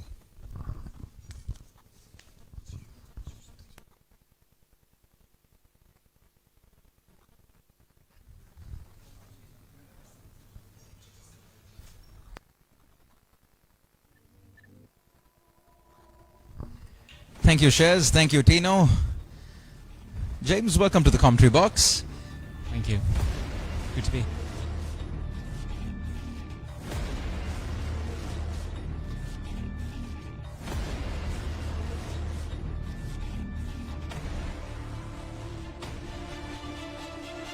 Chasing 152.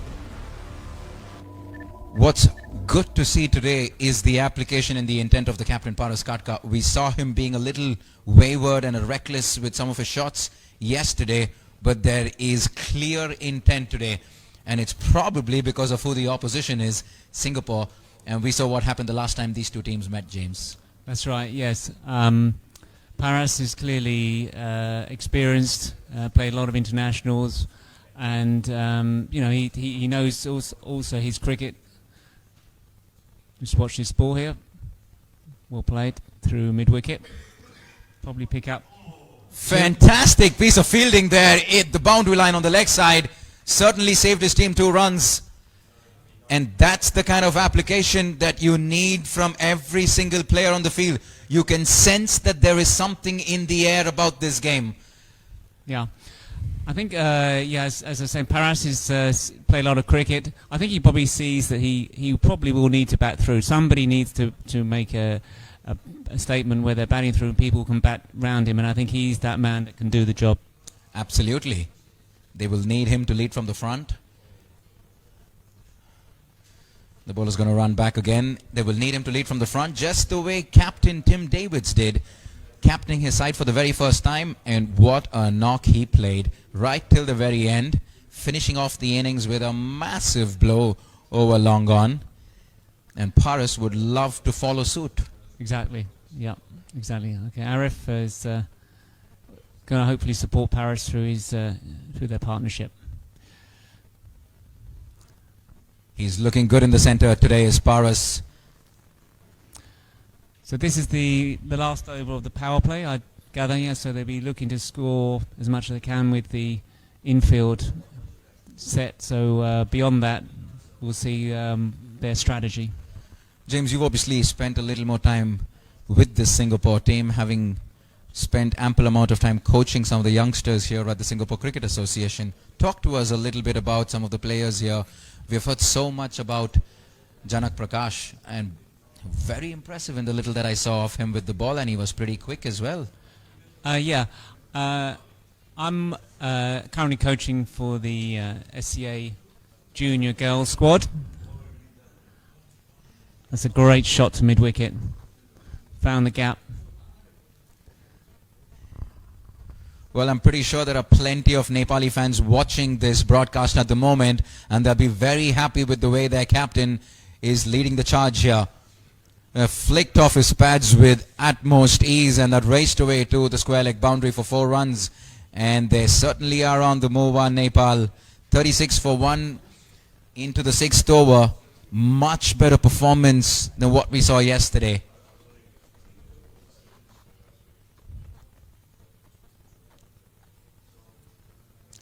Yeah, having wickets in hand is going to be crucial during these middle overs. I think we saw that with Singapore's innings, how Tim David navigated the strike, interspersed with sixes, and got them to a score probably maybe 10 short of what they realistically wanted, but it was a great finish to get that 6 off the last ball.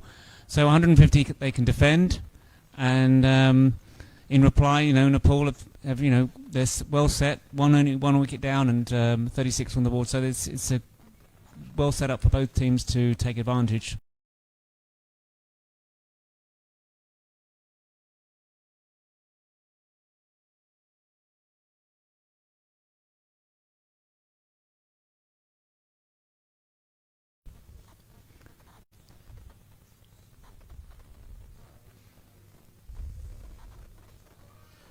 Wide outside off, and Arif will be absolutely livid with himself, and you can see the expression on his face.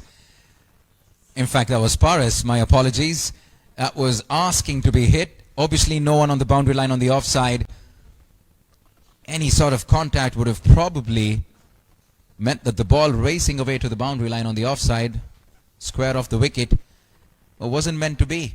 But you can see the intent on Paras's face, on his eyes. You can see that they certainly want to win this game and settle a score against Singapore. Okay, well worked to mid-wicket for 1. Quite a good start from Siddhant there. Only 6 off that over. 6 overs completed, end of the power play. Nepal 37 for 1.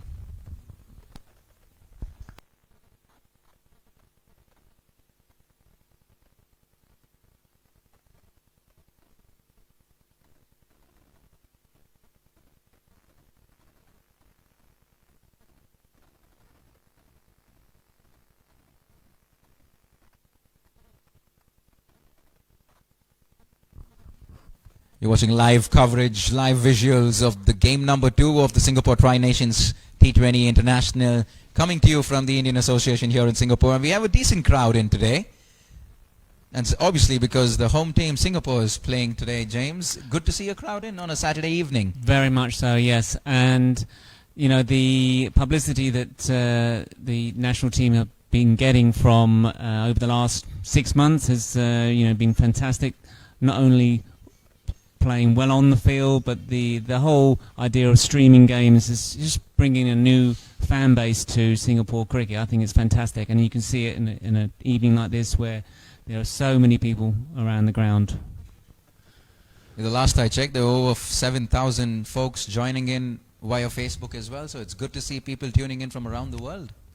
Well, that's great. Singapore is really making its mark in international cricket. It's making waves, and you can see just by the level of interest, people sending goodwill messages to the team for the upcoming series. It's a great shot there. And Paras Katka steps down the track and hoiks one over long on for 6 handsome runs. Used his feet very well there. Got to the pitch. Clean strike over mid-on. There's just been so much conviction in his innings today. Paras Katka, 30 of 19. Confident stride down the track. And no hesitation in going over long on. He knew there was a fielder there. Was happy taking him on. And he greets the new bowler, Salador Vijay Kumar, with a 6 of his very second delivery. That's good. Very good experienced cricket from Paras there. 6 off the first ball. Just picking up a single just to move along the strike. Interchange the batter so that, again, the bowler has to think about where to bowl.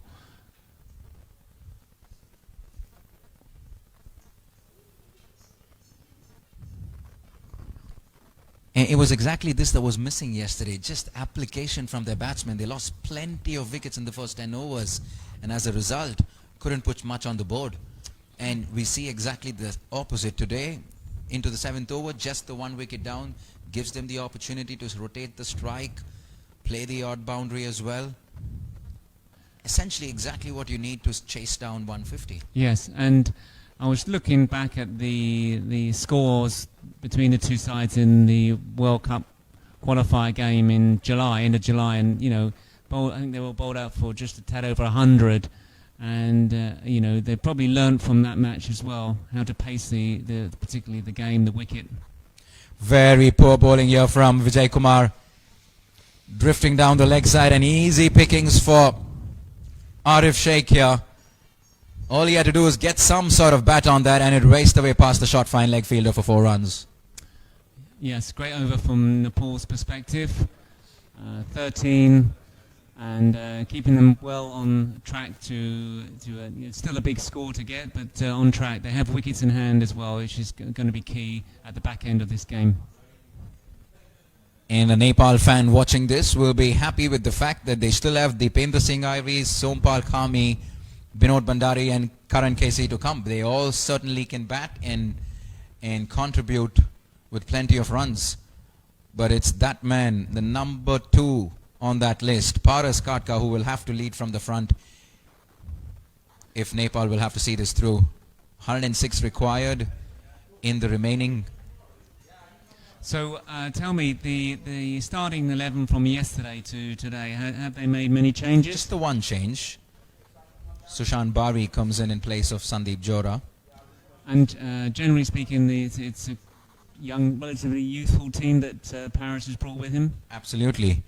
Plenty of big names missing. Sharat Vesavkar, Gyanendra Malla, the ever so experienced Basant Regmi as well. And so an opportunity for the youngsters. Obviously Kushal Malla, Ishan Pandey making their debuts in this tournament. So it's great to see that an opportunity like this Agreed, yeah. provides the platform for the future of Nepal cricket. And while we say that, a change in the bowling for Singapore. Anand Krishna comes on. That turned quite a bit, that first ball. What are they going to get here? Ah, look what happened there. Concede another run, not required at this stage. Singapore letting this slip slowly, you would have to say. The last 4 to 5 overs certainly belong to Singapore, to Nepal. Yeah, 102 off 78. They would probably see themselves as slightly ahead now in that sense, and the next 5 overs could be crucial for the destination of this game.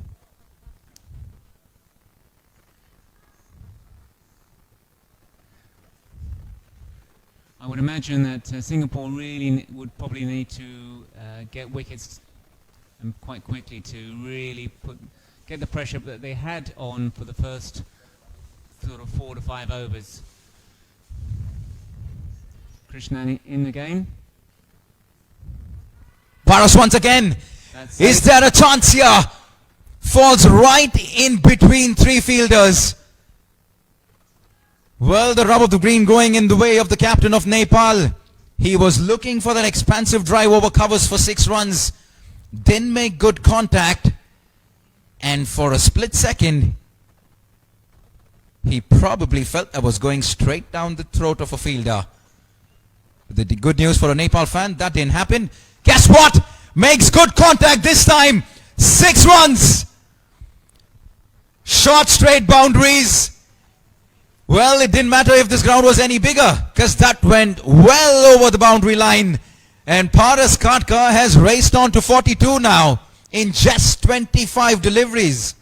Tournament sixes, 18. It's been a phenomenal evening for sixes, and I don't think that will be the last that we see of them, particularly if Paris stays in for any longer. Well, he's taking a liking for the spinners for sure. First Vijay Kumar and now Anand Krishna, and Paras Katka is dispatching them with ease. Yes, you think they've had the spinners on for quite a few overs now, that the skipper may well think to turn back to some seam bowling. Where's that gone? 4, 6? 6 again. Is that another 6? Yes, it is. Let's take another look at this. Shot this time, and he pulls it over mid-wicket region. Another 6. On to the members stand there. Much to the disappointment of the local Singapore fans who have made their way on a Saturday evening here to this ground, Paras Katka is doing this in grand style. Yeah, that's the length he should be bowling. He should be bowling a bit further up and forcing the guy on the front foot. But 2 short balls there which have been dispatched. 8 overs completed, 66 for 1.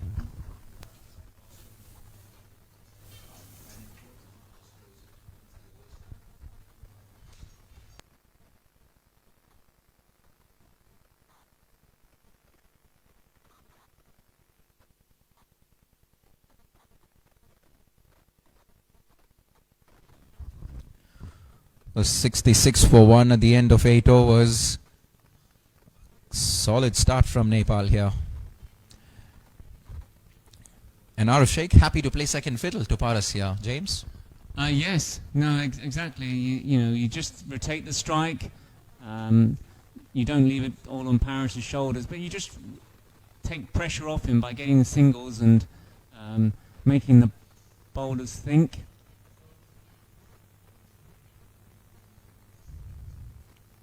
Too short there. He just looks so much at ease.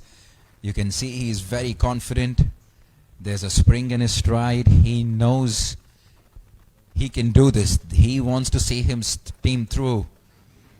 And this is a good, solid statement being sent by the captain.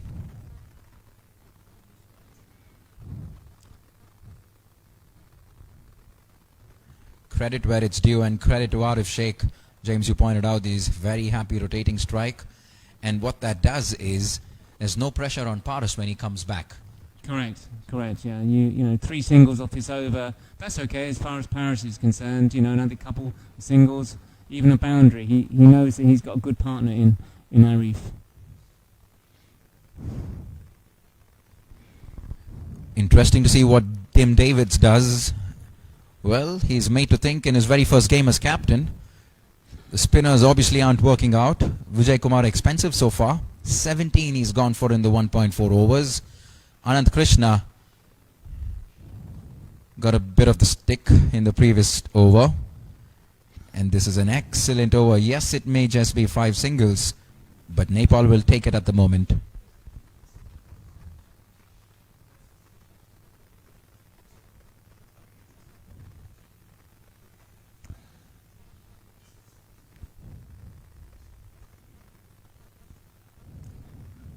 Celador back in for his last ball of the over. Hitting square. And he's found the bounty. He's pierced the outfield. So yes, again, 4 singles and a 4.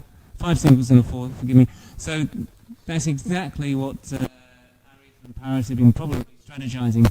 Singles, rotate the strike. With the boundary to be hit, go for it. With everything that's happening, it looks like we've missed Paras' half century. Captain leading from the front, 54 not out in just 30 deliveries. And we kept saying that someone will need to do what Tim Davids did, And it probably looks like Paras has one up on him. Yes, he's 54 of 30. It's a very good strike rate. There's still plenty of overs to go, and if he's there at the end, I think Nepal can be probably taking home the plaudits. It's going to be very interesting to see how Singapore pull themselves back in this game. They will need to change things around a little bit. They seem to be a little more threatening when the seamers were on with the new ball in the first few overs. Agreed. But it almost feels like they've loosened the grip with the spinners coming on in the last few overs, James. You're right, yes. I mean, it just seems like we need to have something that stirs things up a bit. There's been very little chances given, maybe one half chance. But it seems all too easy there. 4 runs, I think, is it? Yeah, it seems all too easy now at this stage, and I think Tim needs to think about changing things up, forcing a change, get Paras and Arif thinking. At the moment, they seem to know how to play out an over, singles and fours, there's gaps everywhere. What's good to see, there's plenty of interest on social media as well. Fans around the world following live action here from the Singapore Tri Nations T20I. Folks watching this, if you have questions for us, we'd be happy to take them. If you can have the hashtag Singapore Tri Nation while you tweet.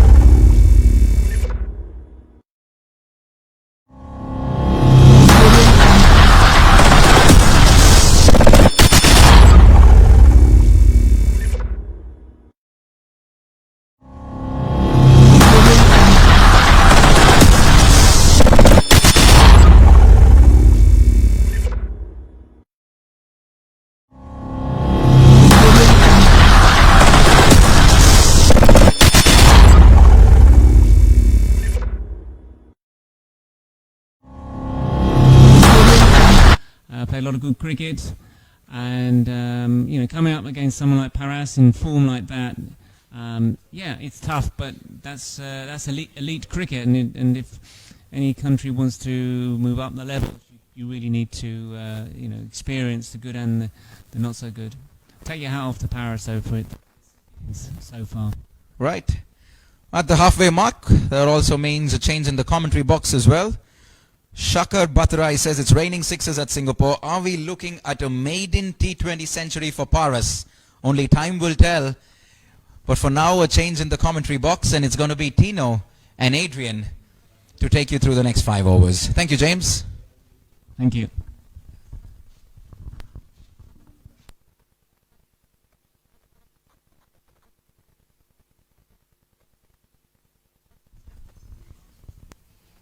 Thank you, gentlemen. Exciting times here at the Indian Association ground in Singapore. 94 for 1 after 10 overs.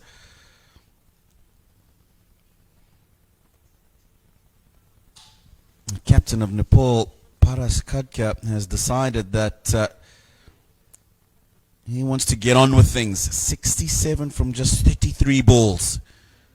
58 runs required from 60. And as long as Paras Khadka's out there, Nepal will feel that they're in with a good shout. He's in quite a hurry, isn't he, the Nepalese captain tonight? Huge, huge sixes.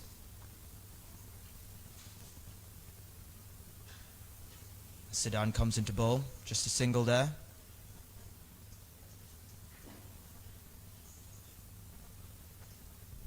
Very impressed by Arif Sheikh.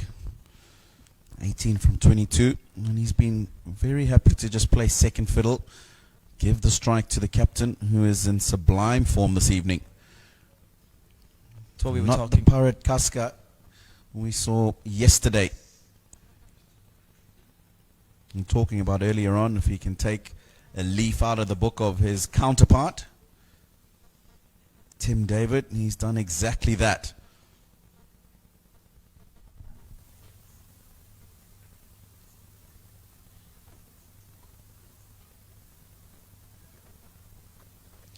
No run there, as his captain sends him back. We saw something similar earlier in the innings when Singapore were batting, how Tim David and it's non-strikers and just, supporting, building his innings slowly. But once again, it's been a day of the captains, hasn't it? A night for the captains here at the Indian Association ground. As Paras looks to finish this off.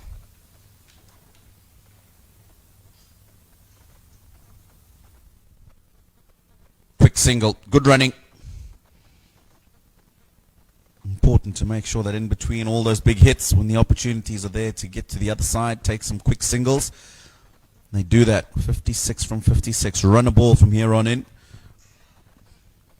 Really important that Paras Khadka in particular stays out there as long as possible. Certainly been leading from the front, hasn't he, captain?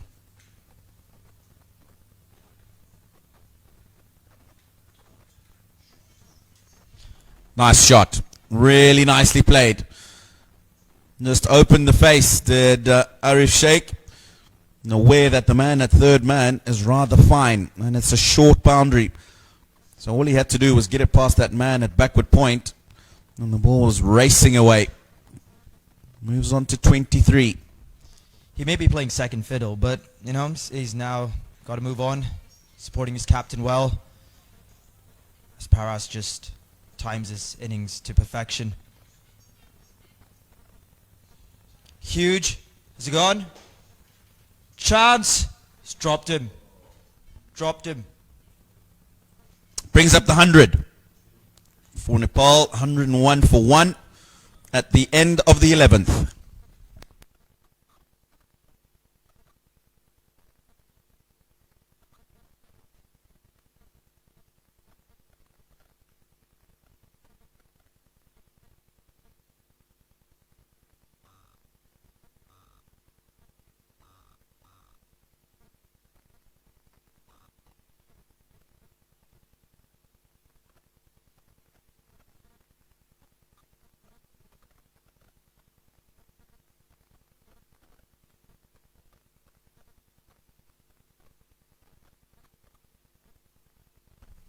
We always talk about how important partnerships are in any form of cricket. And this one, 92 from just 57 balls. Paras Khadka leading the onslaught for Nepal. 101 for 1 now.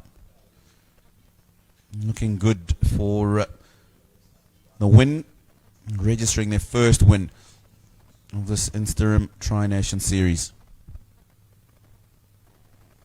Good ball, straight through. As Janak Prakash comes back to bowl his third over. Been brilliant, started off with that wicket. They need some more magic from him, the 19-year-old.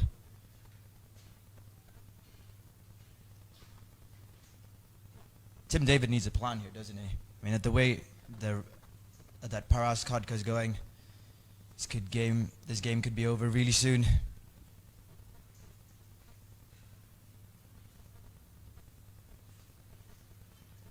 He's down.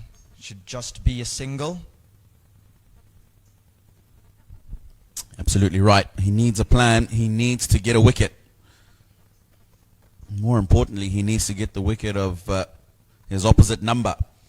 Not the easiest of surfaces to come out and start scoring runs quickly on. What they have done well is they've brought that rate right down. It's just under 5.8 now. So that's manageable even if they do start to lose wickets. Cut away. That's a good shot. There's a man back on the boundary. And keep it to 2.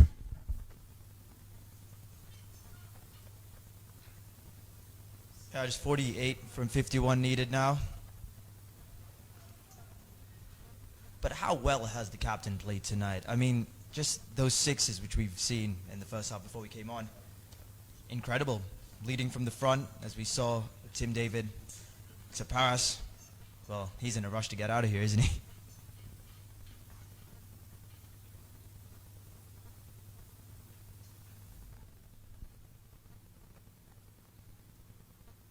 Out to the man at sweeper on the offside. Another single to the total. Paras Kodka moves on to 71. Very quickly made runs. Janak Prakash been good. 2.4 overs. 1 for 9. He's the go-to man for Tim David. Got to try and get a wicket here.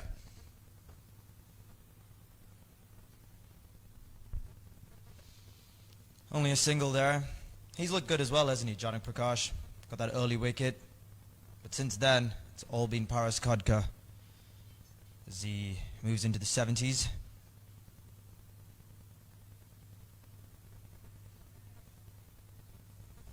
It's a completely different batting performance since that we saw yesterday to Nepal today.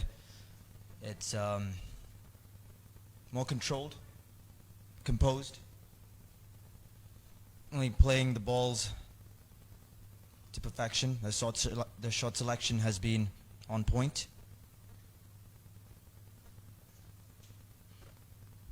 Yeah, when I saw 150 on the board, I thought this was going to be a tall order for Nepal. At the moment, they're doing it at a canter. End of the 12th over, 101 for 6. 106 for 1, sorry.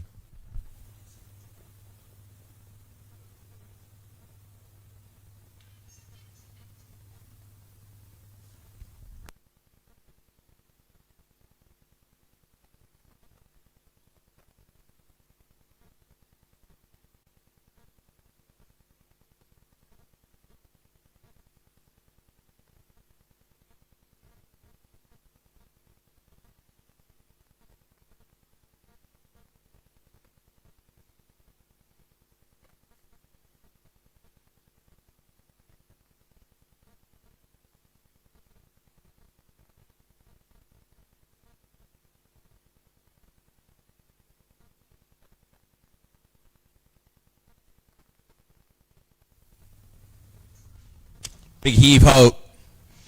And he's going to get 4. There's 2 men back on the leg side boundary.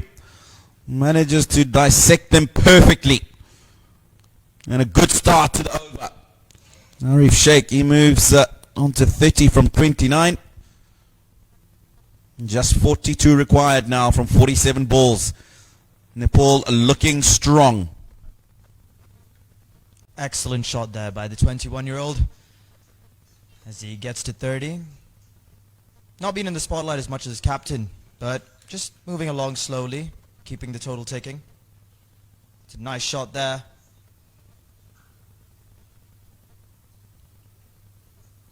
So he gets back. That's the captain take over now. It's important for both Paras Kadka and Arif Sheikh to take the team home in these situations. Very easy. Brings up the 100 partnership between the two. 102 from 65. Very easy to think we're almost there. Not take the team across the line. Somebody else comes in and does that for you. But crucial stages, shot over extra cover. We know how strong he is in that area. Paras Kadka puts this one away comfortably. It's almost like he knows exactly where the fielders are placed, and he's picking his gaps to perfection, just dissecting the field. He goes to 75 now. Arif Sheikh on 31. Nepal 115 for 1. Just 37 runs required from 45 deliveries.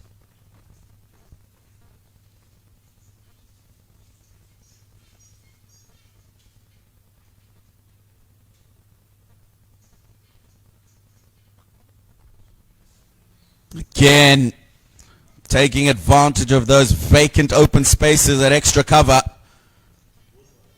Paras Kadka is going like a train. Giving himself some room. Allowing himself to open up and hit that ball through that offside.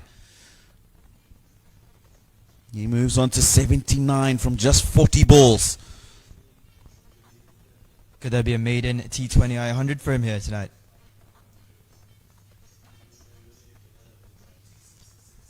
Gone.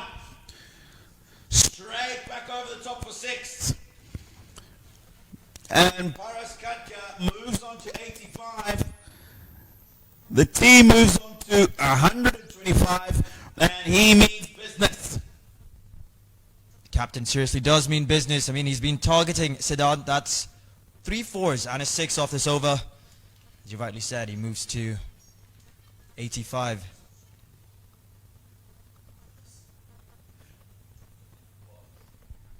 It's just 27 needed now from 43 balls. It has been an amazing knock from this man.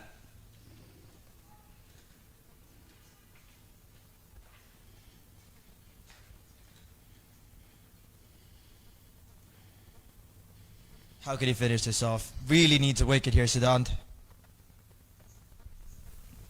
And this time to the man on the leg side boundary.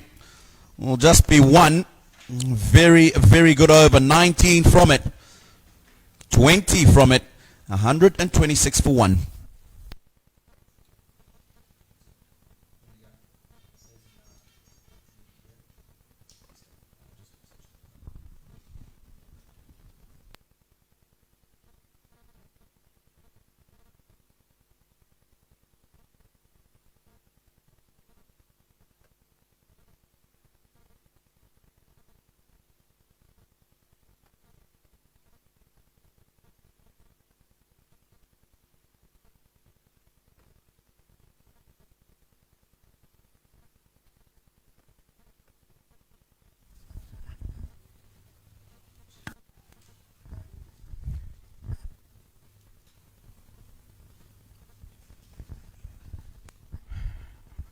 Right, glad to be back in the commentary box with Adrian. Thank you, Tino. And with just 26 required in 7 overs, well, this game's going only one way.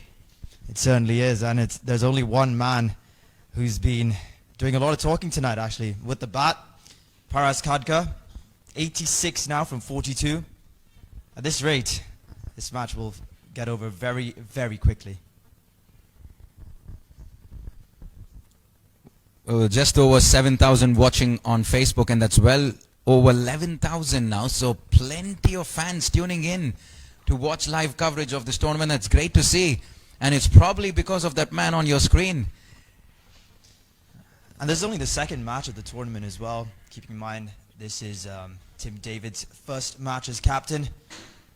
Not the note he would wanted to start off with, having done so well with the bat. But it's its opposite number doing all the talking tonight. Yeah, and interesting to see all the comments coming in on hashtag Singapore Tri Nation. Keep those tweets coming in. Love to see plenty of praise for Paras Katka at the moment. No surprises. He's the talk of the town at the moment. And it doesn't matter if it's leg spin, off spin, the medium pacers, he's taking them all. And let's talk about Arif Sheikh. Have a look at that. 32 of 31. He's striking at better than run a ball. And it almost feels like he wasn't even in the center. Exactly. I mean, we were just talking about this earlier. He's going about things very slowly, but he's composed, you know. He's just there, supporting his captain, getting on with the job, letting Paras do the majority of striking.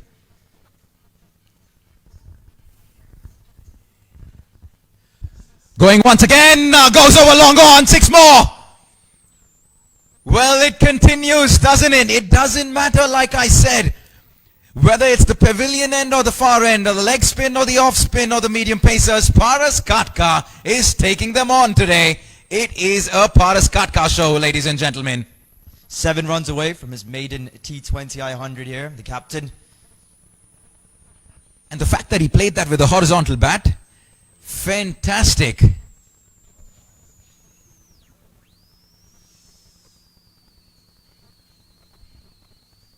They're doing this in a canter. 39 balls remaining. My sense is this is going to be over in the next 2-3 overs if he continues the same way. Good change of pace there by Arima Anuchal. As he looks for another plan. Tim David definitely needs a breakthrough here. And he needs that man, his opposite number, number 77, Paras Katka, 93 of just 46 deliveries.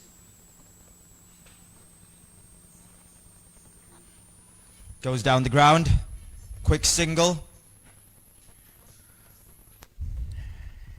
Well, there are plenty of Singapore fans who have made their way here today, but unfortunately it's a bit quiet at the moment because this match is well in favor of Team Nepal at the moment.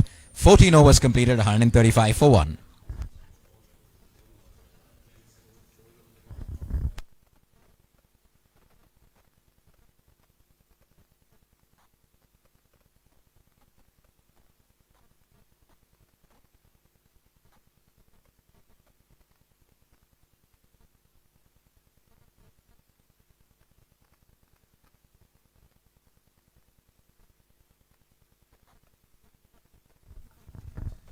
Right, the big question, can Paras Katka get to 3 figures? It's going to be his counterpart, Timothy David, to bowl at him. He's going to fancy his chances with the short boundaries. 94 he's batting on. Is that going to be it? No. 1, 2. Is he going to come back for 2? No, just the single. Moves on to 95, and with 17 required, you'll probably say he'll get his century, yeah? I mean, he should, but Timothy David, we've said this, excellent with the bat. Can he work some magic with the ball here? The captain coming on to bowl. Well, there's not much you can do when a batsman comes at you that hard, right? And I'm trying to wonder from Tim's perspective as to what they could have done differently. But it almost felt like it didn't matter to Paras Katka because he kept hitting them. He comes into bowl now.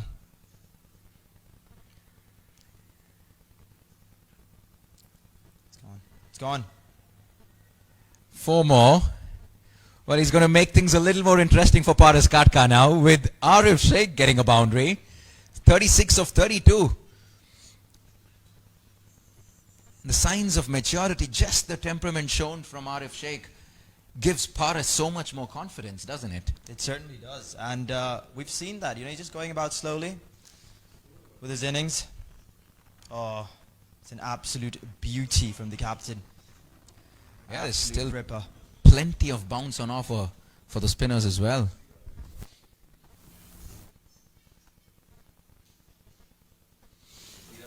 No run there. You probably think that Arif is happy to play out the over, Adrian? Yes, yes, he is. And it's just a really mature innings from the 21-year-old. Really supporting his captain. Bit of confusion there. Single.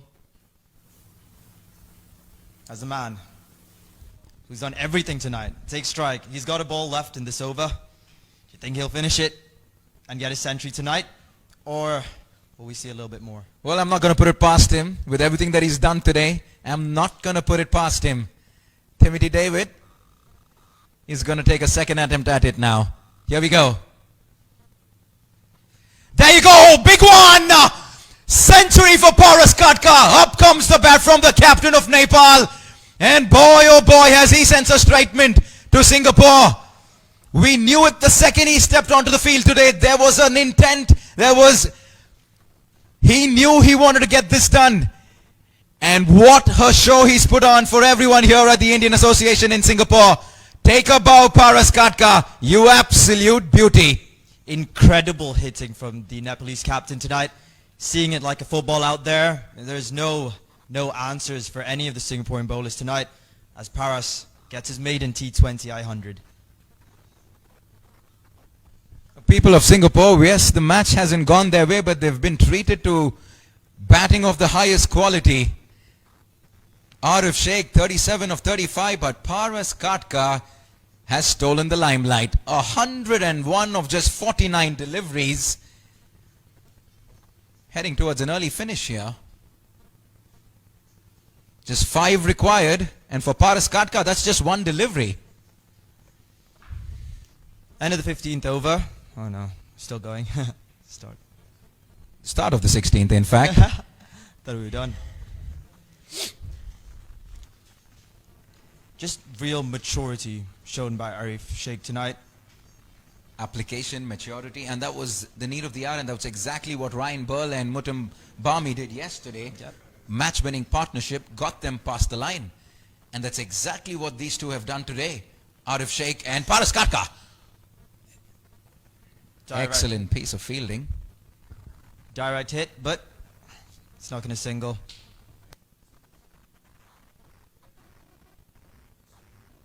Just 4 required now of 28 deliveries. Well, we've been treated to some excellent cricket tonight. First with the captain, Tim David. And now his opposite number. Can he finish it?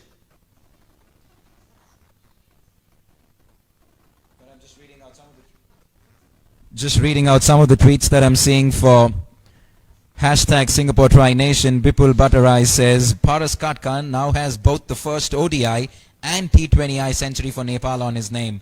Well batted, boss. Certainly well batted.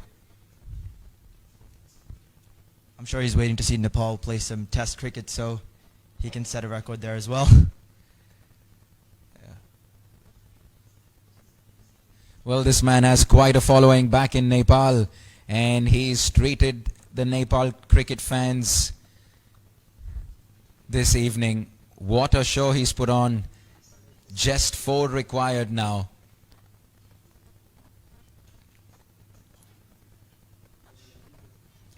And that's the beauty of this tri-series, isn't it? Nepal lost to Zimbabwe yesterday, getting the better of Singapore today. Well, once they get these 3 runs, very difficult to pick one from these 3 teams, and that's what's making this interesting and very intriguing. Quick single there. I'm just looking at Paras Katka's strike rate here. He's striking at 200, 9 sixes, and 6 boundaries. 200. At some point, the size of this ground was going to come into play. Exactly. Paras Katka has taken full advantage of the short straight boundaries. He's used the long levers. He obviously has a good reach. And he took on the fast bowlers initially and then the spinners in the middle overs. And he's doing it to the medium pacers once again towards the end. And Arif Sheikh has gone about his business slowly. Still managed 5 boundaries, but growing it around the ball. Singapore have had absolutely no answers, and plenty for the new captain Tim Davids to go back and think about. What are the changes that he will need to be doing? Because they're up against a confident looking Zimbabwe team tomorrow. And that is a boundary, and that will be it, ladies and gentlemen. convincing win for Nepal, coming back strongly after an ordinary evening last evening, winning this game by 9 wickets. And that man on your screen, Paras Katka, the captain, leading from the front, 106 in just 52 deliveries. His first ever T20I century. Incredible batting from the captain, leading from the front, first T20I 100. Nepal made this chase seem very easy. Well, was the previous match, the finals of the Asia T20 qualifiers, playing on his mind? We will never know. But it just felt like Paras Katka was a man on a mission. He was. And now it certainly is mission accomplished.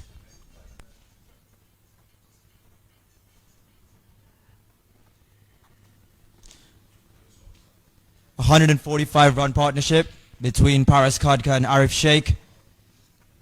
Does Nepal win this comfortably? 9 wickets in hand. You're watching match number 2 of the Singapore Tri Nation T20I series, brought to you by Instarem. And we come to the end of match number 2. Zimbabwe took match number 1, and a convincing performance by Nepal means they win match number 2. They win by 9 wickets, courtesy a 145-run partnership by Arif Sheikh and Paras Katka.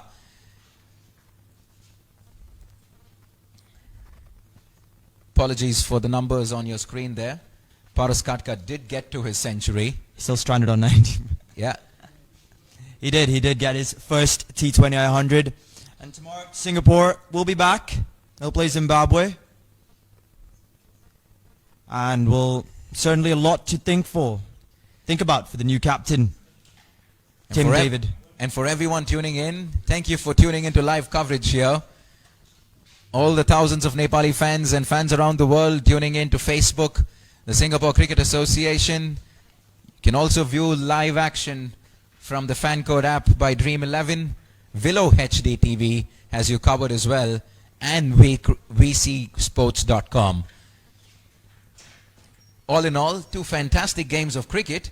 Promises to be an exciting week ahead. It certainly does. And just keeping in mind how easy Nepal made this chase tonight compared to their batting yesterday. I mean, it was just a complete different performance. And maybe you're right. That game against Singapore a few months ago might have been playing on the captain's mind. But today, he had all the right answers as Nepal win this game comfortably.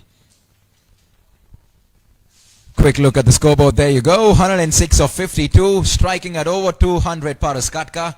They didn't even require the services of Dipendra Singh Airi, the star from the previous game. 154 for 1. We come to the end of match number 2, ladies and gentlemen, and we're going to be back with you shortly in a few minutes for the post-match presentation. Thank you, and we'll see you back in a few minutes.